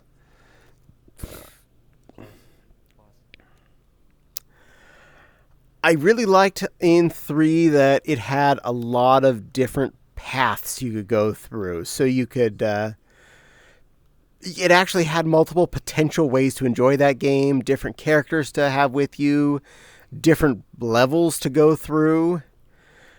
And that was a big thing for a Nintendo game. I was really impressed. And you still haven't seen the animation. Which animation? The Castlevania one. It's loosely based on 3. Oh, you mean the cartoony that I bought you? The Animu. The Animu. Oh. I bought it for the Foxy on Discus and Divida. It's a good series. The V1 music for boot screen Sega CD. I know. I saw. I'm sorry. Do the dance, do the dance, do the ad dance.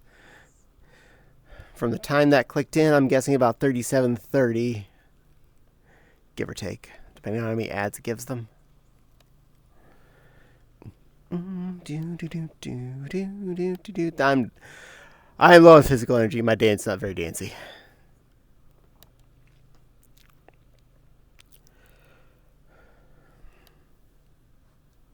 You're doing all the dance for me. You got us covered.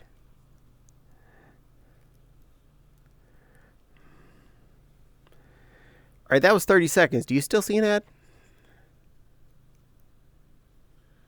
4 or 5. 4 or 5. Okay. We're on the last one. We're on the last one. 15 seconds. All right, for anybody that's on here that actually has the subscription, it's almost over. I'll start talking again very soon. Am out. I'm guessing that means that Denny is out of ad. Are you out of ad too? I've got a few more ads in my pocket somewhere. If you need them. No, I'm good. I don't need any more. No. Okay. We're here and happy to be here. Yay! Good. Yes, I remember the noises for the boot screen for the Sega CD and stuff. Those were really neat. It was like one of the first game systems that had like a loading section as opposed to just going straight into a program, and that was interesting. Like, yes, a lot of games would be up to a select your characters or whatever, or player 1 or 2 players or save game, but that was one of the first game systems that you actually had a straight up menu sector. It was all downhill from there. All the menus. You're a little on the couch. You're allowed to be. I told you you're allowed on the furniture. Nope, I should. I don't care. It's not my couch. It's an Airbnb. Do what you want to do. I know I left it there. You wiggled it. It wasn't bothering me. The scaling demo in the startup is what made us love BIOS.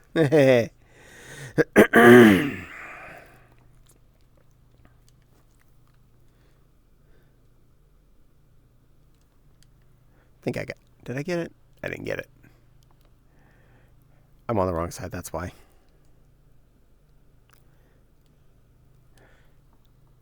Hang on, I'll get it. Yeah, I'll get it for you. Okay.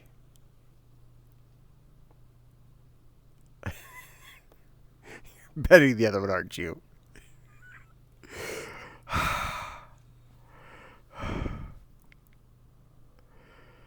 I put up with a lot. You do realize that.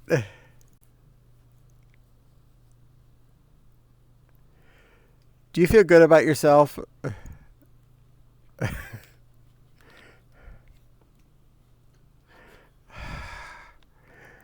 Okay.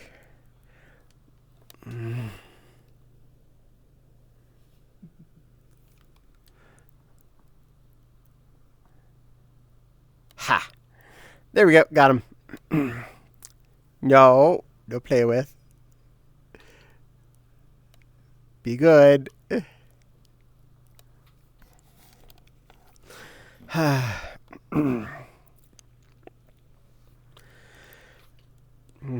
And I did end up with a lot of games for retro systems that I didn't necessarily like pick, as it were. They just came in lots that I happen to be getting. So yeah, I have a few that I will probably never play and don't care about. But I look at it this way, they do make it look like I have a more full collection than I really do. And it doesn't hurt that they're there. Now, I'm not even looking for, say, a copy of Mario Bros. 3 or Mario Bros. 1 specifically. I have an actual copy of Mario All-Stars for the SNES. I own the mini NES and SNES systems, so I could play those a lot easier than actually pulling out the actual NES or the Retron 5. And it even has actual NES controllers for both of those options, so I'm still playing with a real controller. And I own more than enough Sega Genesis of all sorts. Both of the OG models. I don't own a Mark III. I own a Mark I and a Mark II. You have wings.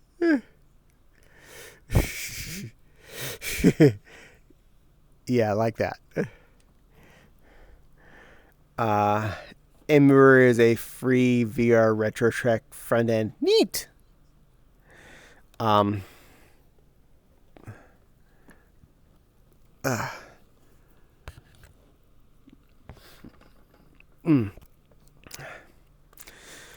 So, besides my two actual Genesis types, Type 1 and Type 2s, I think I have all the cables I need to be able to plug in one of the 32Xs I acquired, I think. Let me put that on the serious I'm not 100%y. I do not possess a Sega CD. I apologize. The 3 was a redheaded stepchild of the Sega Genesis. Yeah, because you couldn't even plug any of the add-ons into it. It literally was just a Sega Genesis. That was sad. We would have been better off getting the whatever that thing was. It was supposed to be the 32X standalone setup that never actually came to be. Wow, you zooped away. Are you having tracking issues? Yeah, You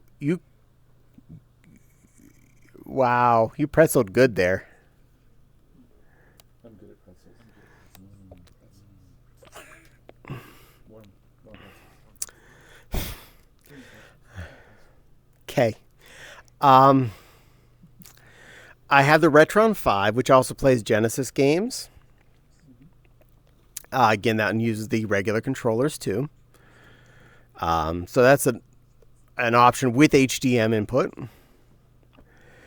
I have one of the At Games Genesises. I have a lot of people that Genesis Neptune, that was the name of it.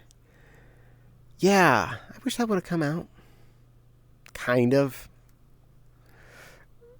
relative, since the The Sega Saturn had the same amount of 32-bitness, and we should have had that, not a stand-in cartridge option. It was a messy time for Genesis, a messy time for Sega.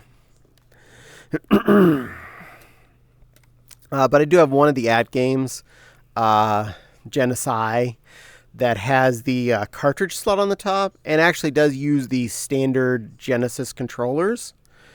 So I could plug that into almost any TV real easy, and it doesn't take up much space, and I can still play with any of my carts. At Games is a pun of 80 games. It does have 80 games in it. I have one of the earlier models. I forget. I know they changed some of the games by different versions of it. But mine definitely had a nice array. 40 actual Genesis games and 40 POSs that they just shoved in there to be the additional 40 games. The sound was... I've been told by other people the sound wasn't as good, but honestly... I normally played my video games as a child muted while watching TV on another TV, so it didn't really hurt me. I didn't have any nostalgia for any specific game music. I even got the one of the Games handheld models, specifically the one with an SD card slot that can run Genesis ROM files. Did you know that you could fit pretty much the entire Genesis library on an 8 gig SD card? Just put that out there. Don't know where you'd want to know that. The Game Sega Genesis, the one with the cartridge slot, has compatibility issues. Firecore. I haven't any problems with it yet. Then again, I didn't try the most problem-y potential game I can think of, and that'd be the Sonic 3 with Knuckles add-on cartridge, which I do own now, but I've yet to try. Unlike anything. I know I can't play with that one on the Retron 5, but I do own at least two regular Genocide. I might have more than one Type 2. I forget. I've acquired a few things from people going to be throwing them away, so... Castlevania has an issue there. Well, I don't have any of the Genesis Castlevania cartridges, so I'm safe on that. Besides, I'd probably plug the Retron 5 in before anything else, just because it has an HDMI port. And it's easy to deal with.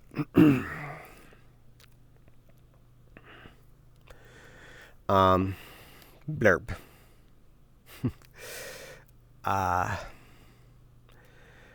I have games all the way back to the Atari 2600 in our collection, because that's what I started with. And that was the first system that I was the recipient of family members no longer wanting something because they got a cooler new thing. We originally had about 6 or 7 Atari games. And then one relative got themselves a Nintendo. And they didn't care about their Atari anymore. And they'd had a lot of games for it. Now I had a lot of games for it. And another family member got a Nintendo. And they didn't need their Atari.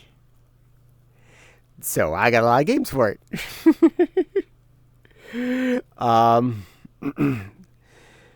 And later on, I found a 5200 in a used store. I still need one of the adapter parts for it. It's the original model, so it has the weird one cable into the TV adapter that also has the power plug in it. So I can't play with it till I eventually break down and spend like $50 on that adapter. Not kidding. That's how much they're charging on eBay. Yeah, we don't even know if the controllers are any good. But additionally, at another thrifty store, I got a 7800. All of those cables were present, and it works. So I can plug that behemoth into a TV. It's heavy, by the way. And it plays both the 7800 carts and the 2600 carts. The 5200 has a 2600 cart adapter. Well, that would help if I ever got a working 5200 to plug in there.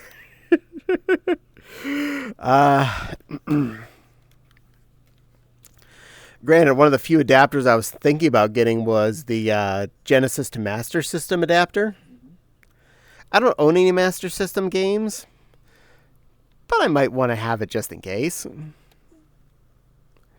It's not very expensive, and I think Retron made an adapter themselves not too long ago. And I'm pretty sure it was even said it was good to plug into the Retron 5, so doubly good. And had the card slot and the cartridge slot. Something the late model Sega Master Systems did not have was the card slot anymore. We hope to get the Atari 50 on disc for Xbox One. Didn't we get that for you, sweetie? Which one's that? The Atari 50? I think you have that on Snatch. Oh, yes. Yep. Oh, yeah, we do have that on. We do have that on Switch. Yes. But it's hard because a lot of things that use a pedal control just don't work very well with controllers. That's sad. Just be aware. Pedal games don't work very well. All sadness for the paddle games. We will pour one out for them. Good news, though, I own most of the good paddle games, and I do own a couple sets of paddles, so we can always plug that in for you.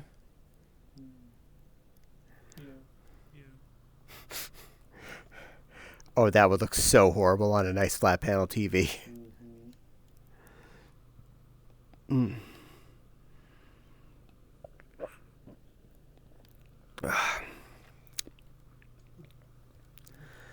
Arp.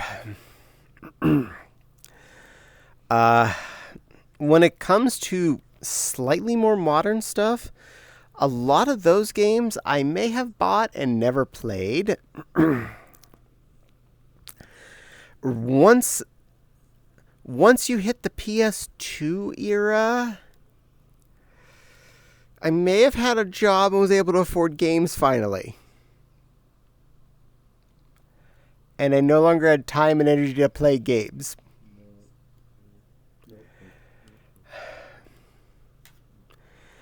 Now, the N64, I had some games for and I actually played a good bit of those when I was in college because I still had free time and energy somehow, even working nearly full time and going to school. I had energy to play N64. I don't know how I had the time or when I had the time, but I did. Right after college, I got a PS2, and it was my first experience with PS1 games as well, so I bought some of those. And a lot of them I've never played. On both sides of the fence there. I should try some of them at some point. But they're over there. They're on a shelf. They look nice. I'm not going to get rid of them. Just because I might want to play them one day. And I've already paid for them. And I'd probably get like pennies at this point for a lot of the ones I have. So, waste of trying to sell those off. I found out some of the N64 games I got that I probably shouldn't have gotten in N64 form are now some of the rarest games that exist. Did you know StarCraft came out on the N64? I lived in a dirt water town called Apollo growing up. I didn't know that StarCraft came on computer. Computers. I didn't know it came out on consoles. It was one of the few games that you needed the memory module to play the whole game. you could play the first 3 main mission sets with the game as is, but you needed the 4 megabyte expansion card if you want to play Brood Wars. I'm going to play it on my Nintendo. I'm going to put in the Mario game. You pretzeled over there. Apparently. and I'm going to play with the Mario Paint Mouse. Nice. Don't say weed. It's bad for Twitch. Well, you put the word in front of my face, so I read it. We had the retro game compilations like the Atari 50, the video interviews about how Atari used grass products for brainwashing. Apparently. Ugh.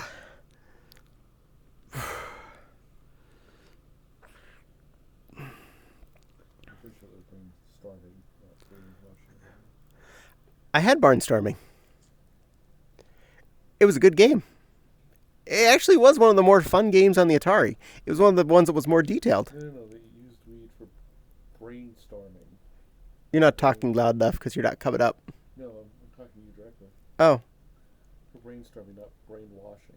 So brainwashing. Oh. Oh. Oh. I was correcting the button. Oh.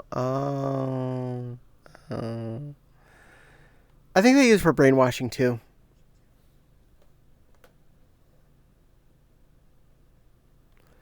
I mean, half of your heavy metal and whatnot bands from the 60s through now have used special ingredients to make their brains work better to help write music. So just accept that's part of everything that entertains you. My fox is now dead.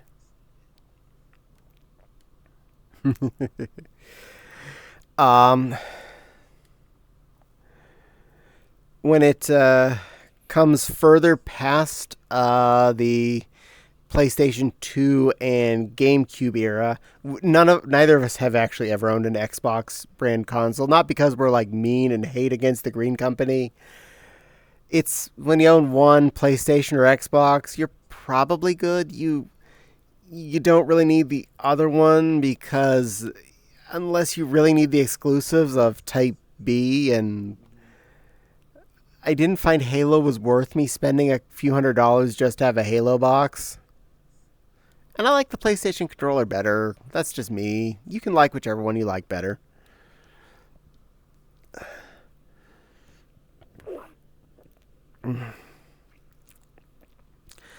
But most of the games I bought on GameCube never end up playing.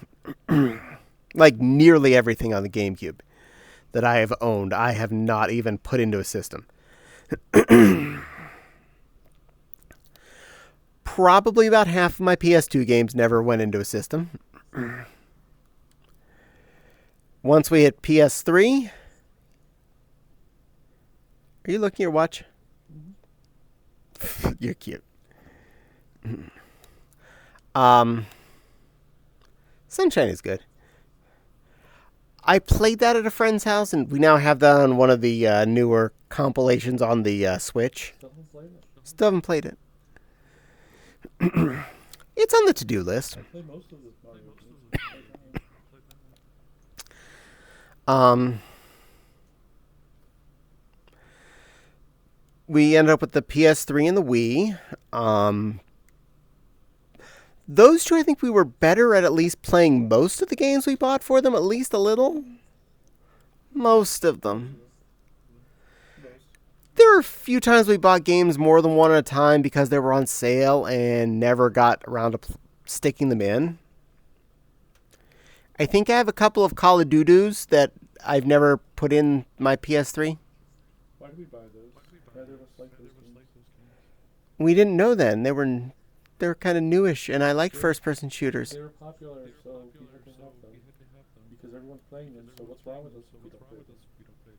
So I bought two of them at the same sale that we got our PS3 at, because they were really cheap. They were like $5 or $6. I was like, I can't go wrong with that. You need a lot of patience with Sunshine. The later half is really hard if you're going 100%. Very noted. PS3 though did have a lot of games that I really got into. Infamous. Infamous stole my life. That was a really good one. But then I tried to play Prototype. It wasn't as much fun. It felt like it wasn't nearly as polished. Infamous felt like a much more tight game, and Prototype was like all over the place. Yeah, it felt like Prototype was the demo version of Infamous. The city looked all plain and bland, and your powers were just like zoop. And Infamous was all gritty and busted and looked realistic and felt good. And the parkour was fun. I beat both of the ones on that game. Both good side and bad side. Infamous 2 was the first game I ever platinum trophied on that system. And the only reason I did it is because I checked my achievements one day and I was missing 3. I was like, okay, we're doing those 3 achievements because that's what's left. Oh, did you know about the C-bomb issue with PS3? What C-bomb?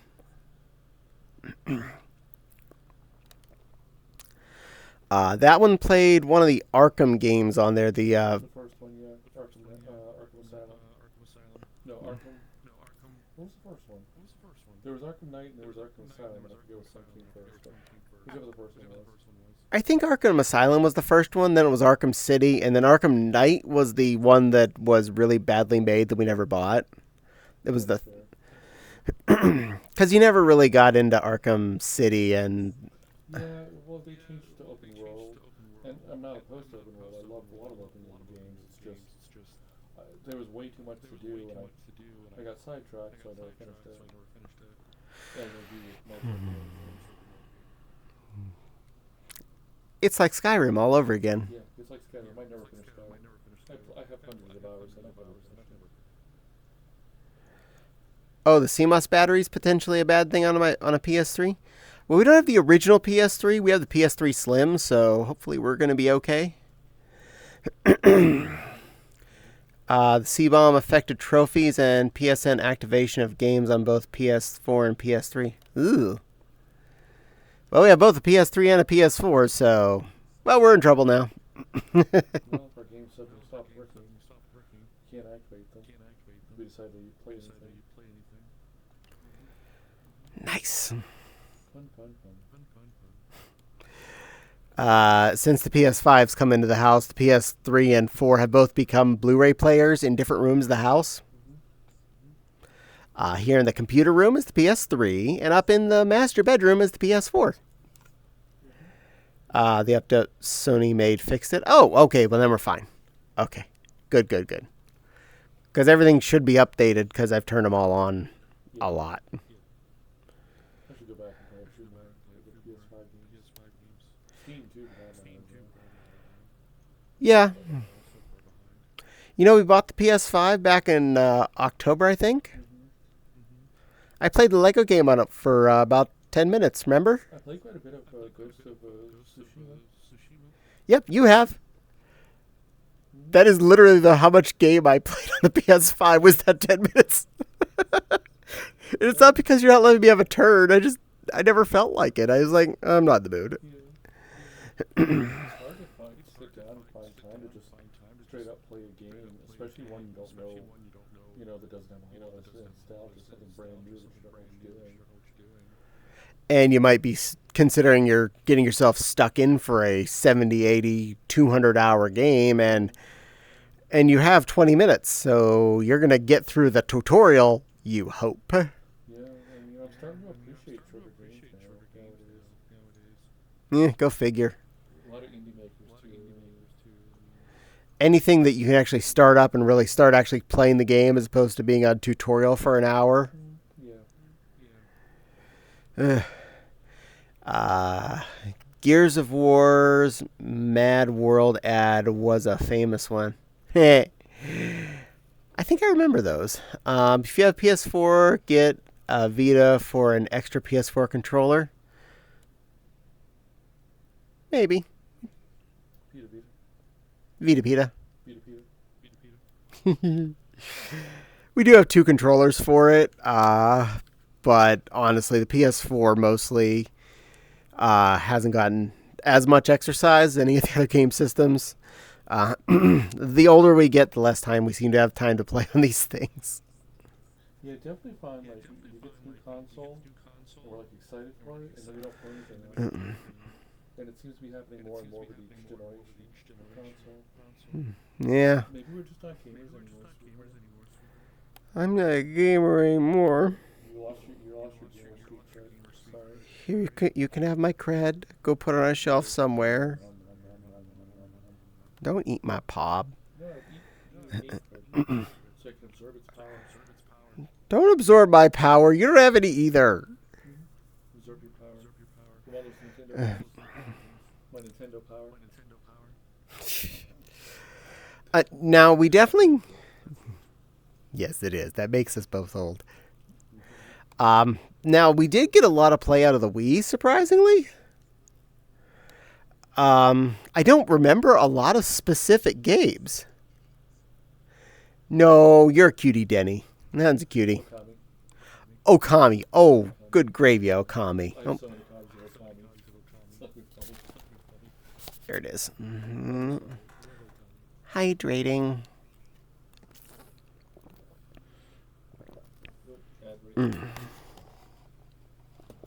Good timing. 54. All right, so remember it was at 54, 654. Ed Dance.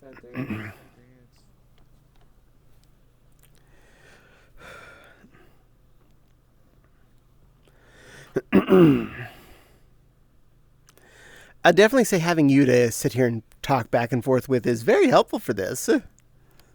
Yeah. Yeah, you're helping make this more entertaining. I'm entertained. Who's my little Ed McMahon? Can you go hoyo? That's it. You're Ed McMahon. You're hired. Another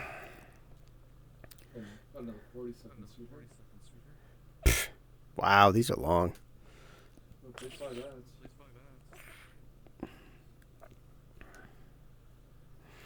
Well, at least it's paying me the big bucks. All the big pennies.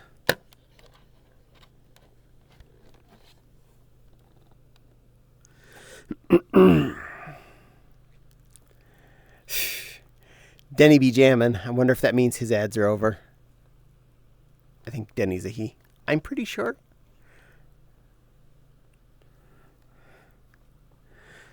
Anyway, welcome back. Well, the Foxy definitely was playing Okami on the Wii. Spent a lot of time on that. I didn't argue. That was actually fun to watch. I had a stupid Star Trek game we got out of a bargain bin. It was like Star Trek Galactic Conquest or something. It was only like $10. I had so much fun with that stupid game. Oh, pronouns are she, it. I am so sorry, Denny. I did not mean to say the wrong one. Oh, you're a toy. Okay. Got it. I apologize. I am bad with guessing. And I'm even worse with a red brig. But I'll do my best.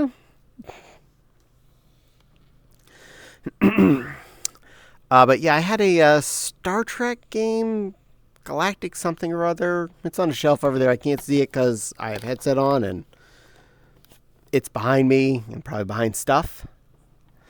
There's a plushie.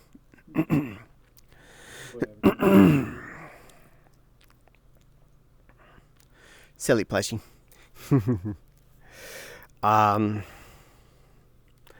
I can't remember a lot of games on the Wii, but I do know we played the stupid thing a lot. We played bowling. We played Wii Fat.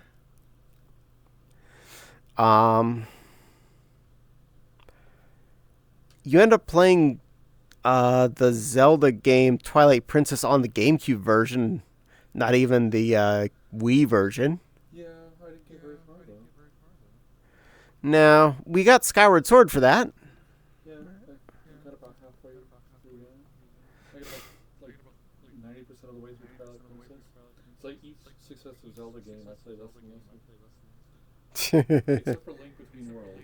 I finished that. I did all that in like 2 nights. You had Star Trek for the NES. Ooh, I remember that one. I played that one a couple times. Didn't quite get it, but I'm glad you enjoyed it. I think that's accept. There. Took care of a button that was in my way. Congratulations on finishing Twilight Princess.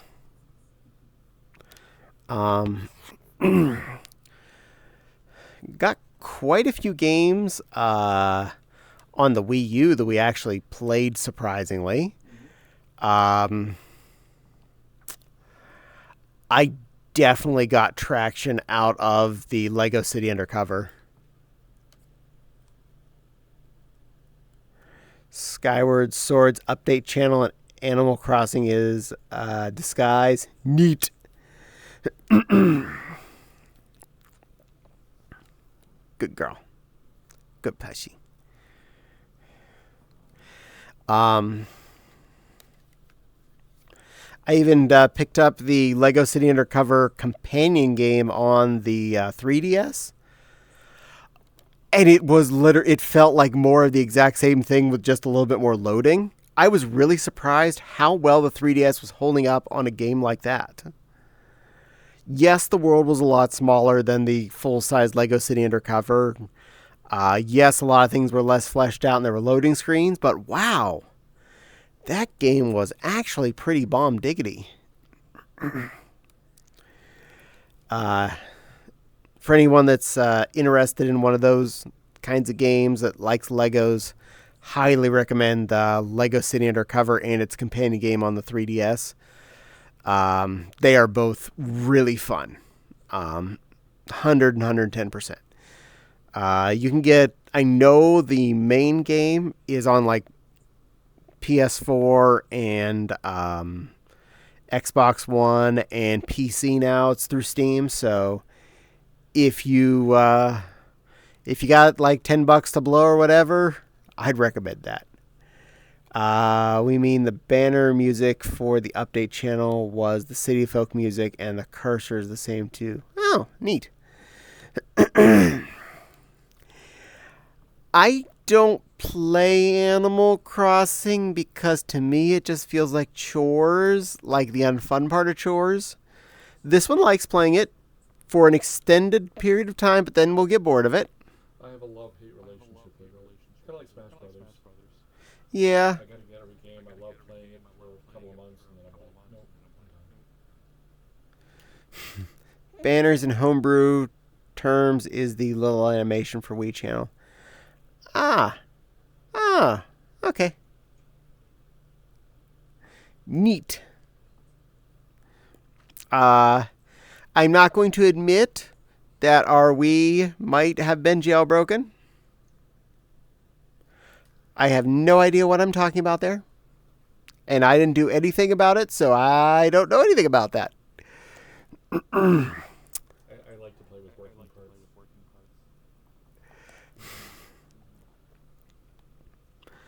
parts. First rule of intelligent tinkering: save all parts. Very true.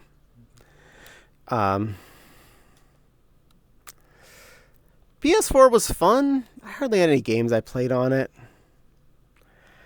The new Infamous wasn't as good as the first two, so I can see why they haven't made a fourth one. Sadly. I mean, it looked pretty, but I think it just felt so much of the gameplay and the powers felt uninspired compared to the previous ones. Yes, you had 4 sets of powers in the end, but they were all basically the same with a different color. What's the point? Yeah.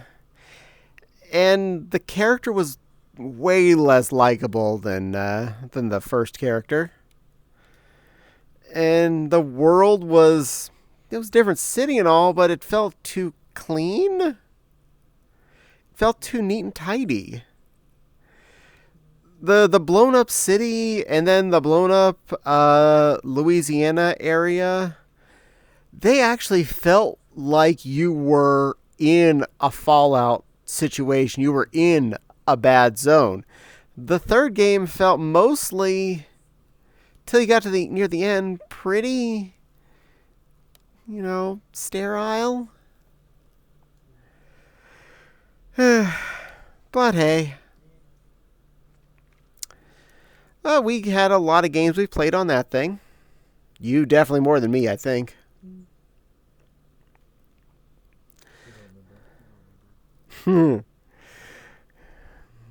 I know we had it right as we were moving, and you were playing some in Javi's basement whenever we were staying there. Well, that was my sanity. Yeah. Hard part about staying with someone else. Good getaway space.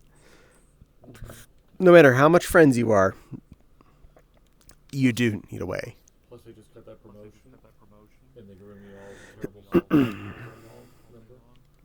Yeah, it's true. You were getting hosed.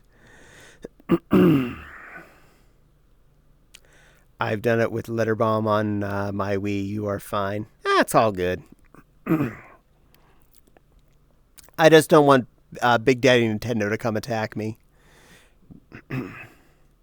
Fortunately, I don't play Nintendo games on my my Twitch stream, so they can't hunt me down and DMCA me. Safe. For now.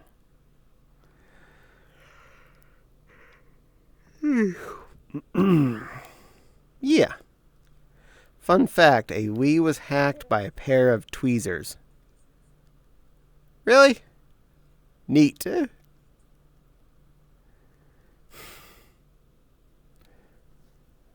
Boop.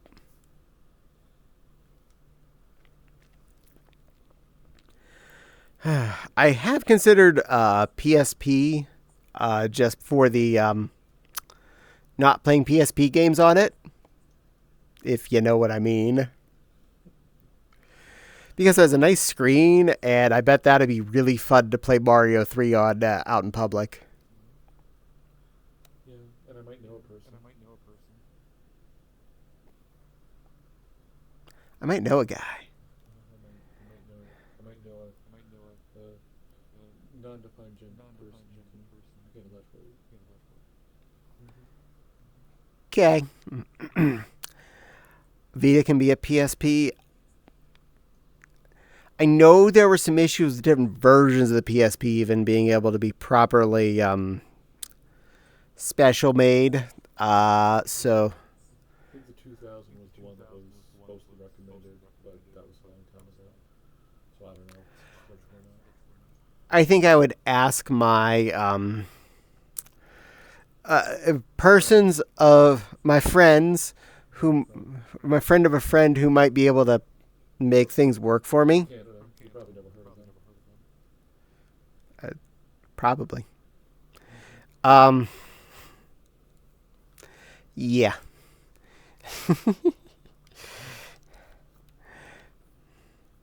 We'll see. But I have less and less need for that anymore. But hey, I don't need that as much because I'm not constantly in a car where I'm a passenger or stuck somewhere where I can't already have a laptop or my Nintendo Switch or some other myriad of handheld game products that I already own that have dozens of cartridges or whatnots for them. We have a lot of DS/3DS games. Quite a stack of Game Boy Advance And then you look at the Game Boy Color / Game Boy games, it's like, Game Boy was another game system I ended up buying out people's old collections from when I was in college. Yeah, you have a stack of Game Boy games and another gray brick? Ah, sure, I'll give you a 20 for that. They get a $20 bill. I get a stack of Game Boy games. Win-win. That's also why I actually have 2-player worth of Tetris and Dr. Mario. So you can, in my possession, have all the stuff you need to Game Boy Link and play Dr. Mario with a friend.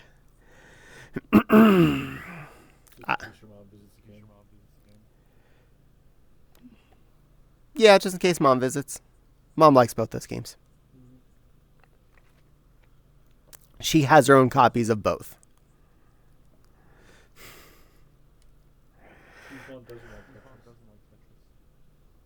Everybody's mom.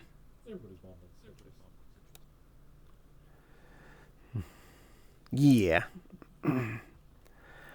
I do plan on doing more with the PS5 at some point when I get around to it, but I don't think I was too excited by too many of the games. I got the Cowabunga collection, the Ninja Turtles remastered stack, for almost nothing, so probably give that a whirl. Then again, what am I doing? I'm playing old games on my new toy. Yay. Retro. It's all the rage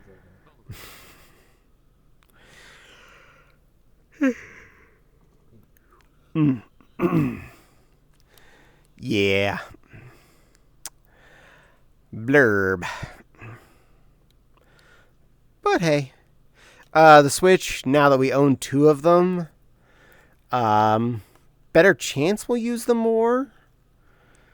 I bought someone a OLED Switch, so I claimed the other one as mine. Spider-Man 2 on PS5 looks amazing. I think I bought that for you.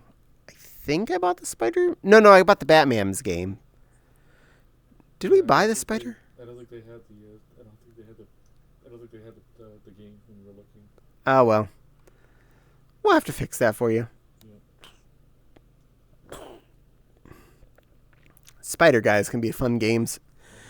No,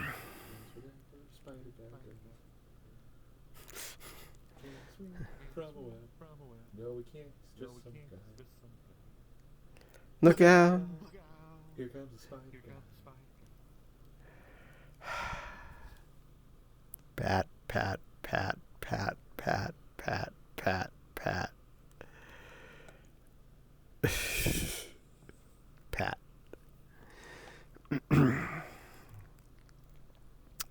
Yes, you had head pats. Be happy. There's a feature on the Switch called Local Wireless. Wrecking Crew can use it. Oh, neat.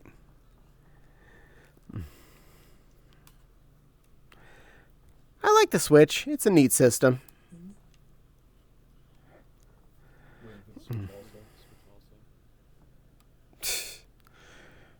Whatever they're going to call the next one. It'll have some other weird controller that's necessary, and it's actually a part of the system, but yet they don't explain it very well in commercials.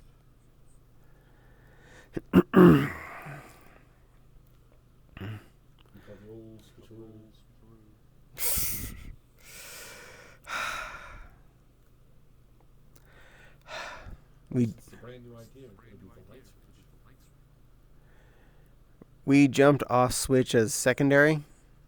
The Switch is good for everything the Switch is good for. That's why we buy the Nintendo console and a Sony or Microsoft console. Yeah, we're not playing all the top-end games on the Switch. We're playing mostly the Nintendo games on the Switch, or games that are specifically designed for the Switch, for the Nintendo console. Because they're often good games. I mean, most of them are. Not. They're good for what they are. They're good for what they are. Just look for the good games. Again, most of the first-party games are good. Your Smush Brothers, your Zeldas, your Marios. Yeah. Did you finish Dread? No. Did it get too hard? Yes. I'll put it on baby mode. They don't have a baby mode. The funny mode. It's hard and deadlier hard. That is the most unforgiving, repeating game I've ever tried to play. I just was getting sick of having to play the same room over and over again because I didn't get a pattern down perfect. I watch streamers play it. It makes me jump. I almost feel like I wasted $60 on that game, but, you know. I think part of it is that darling, our hand-eye reflexes are not as good as they used to be. Yeah, but all the other Metroid games, at least you could take a couple of hits. Yeah. It's not that you're having no hand-eye. It's... You're thinking of enemies, yeah. I mean, thankfully those sections tend to be pretty short, but you're kind of stuck in there until you get out. Yeah, and it's not like it even gives you a... It is literally, you just keep trying, you die. You try and see if you find a better pattern, you die. And it's never very obvious where the solution is. Well, it's like they took stuff like like Metroid Fusion with the SAX, or the end of Zero Mission, where you have to like try to hide and avoid. I mean, for some people it's their cup of tea. For other people it's not, and that's fine. But I guess it just wasn't. I should give it a try sometime. But I'm just afraid my reflexes are terrible and I'm not going to be able to do things. Yeah, me too. Or you're not going to notice that panel on the floor that you were supposed to dash into and break through because it's slightly different color than everything else, but it barely looks like it's anything because everything else looks like it's barely different than everything else. Older Metroid games, at least you got more hints of things would blow up, or you could bomb a wall and find out. Not be getting chased around by a death robot that will be insta-kill if you touch it while you're trying to explore the area and find the solution. I do tend to agree. I like to take my time to explore as opposed to feel like I'm rushing. But even the first game had that one place where you had to run to escape, the whole planet blowing up. But that was the final bit. It wasn't like the majority of the game. But, I mean, you can kind of see it in different games. You can kind of see that these were kind of going in that direction. And this was just an evolution of that. They just went with all the worst parts and stuck them together. I mean, it scored really well. A lot of people love the game. Your opinion is the minority. I'm not saying it's wrong. Just, it's the minority. I know of quite a few people, though, that table flip the game after 2 encounters with the Emmys. And no, I don't have on Switch Online Plus. I think you had it, but you got rid of it. Yeah, I just wasn't using it. I was mostly using it for Animal Crossing, but I think again, I have that love-hate relationship with Animal Crossing. Love the game until I don't love it anymore. It's about like that, yeah. I'll still pick up the new one when it comes out. Play for about 3 months, which you're still getting your value out of it. Got your value. Got the value. It was keeping my sanity for a while. It helps. Sanity's important. Same thing with me and Cookie Clicker. Kept my sanity for a while. And then it got boring. Heck, even same thing with Pokemon Stupid Go. But then it got just plain frustrating. I had to, ditch it.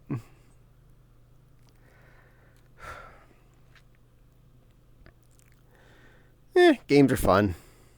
Need to spend more time actually playing them. I think I get overwhelmed sometimes. Like, okay, what game do I want to play? I don't know. I haven't played this game. Well, but I haven't played this game. I don't know what I want to play. I'm just not going to play a game. Wait, a new game just came out. I really want it. Buy it. Am I gonna play it? No, I don't know. I'll buy it for you. Then you could not play it still.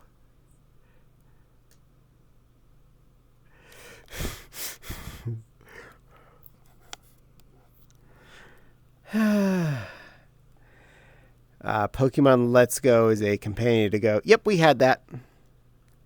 I actually beat it, I didn't beat it. but it was basically just a retelling of Pokemon Red and Blue, and Yeah.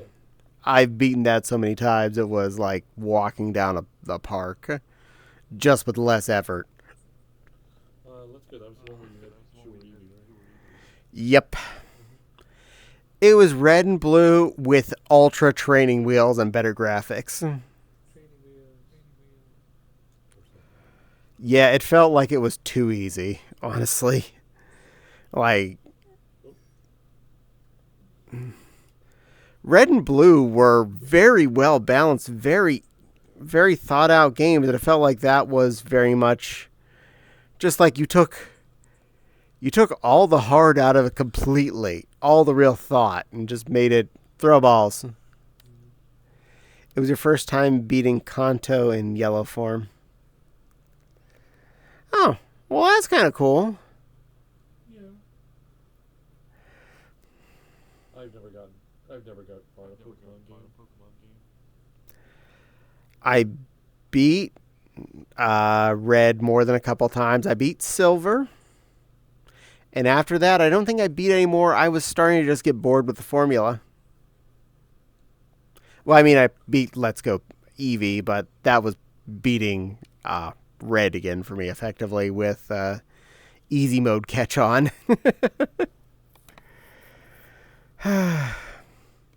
Heck, my 3DS came with a copy of Red and Blue on it because I got the non-XL 3DS with the Pokemon Red and Blue faceplates.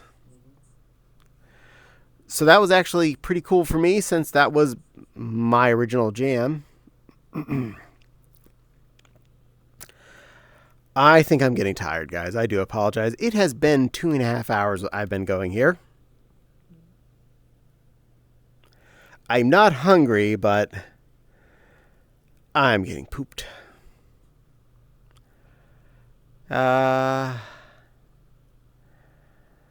Okay, let me see who's available.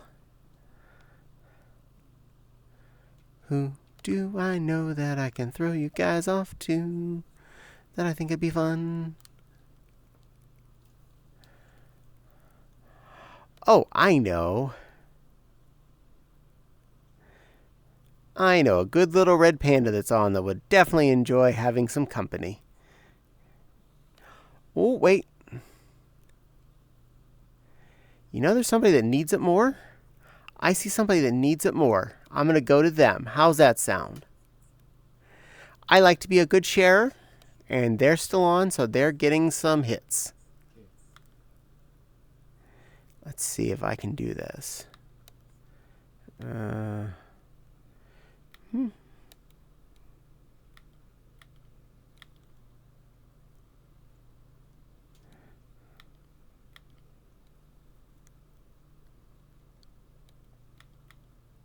Thank you everyone for joining us. Doot. Yes, definitely. Thank you, everyone, for joining us. It has been wonderful having you. I stream on Mondays from 7 till Eastern. Obviously, today we went about 2.5 hours. Wednesday from 8 to 10 is gaming night in Fursuit. These are Eastern times. Eastern times. And we have Easter in Eastern, whenever Easter gets here. Well, you're a bunny. Exactly. So 8 to 10 Eastern on Wednesday is gaming in Fursuit. I'm playing Borderlands 2 still.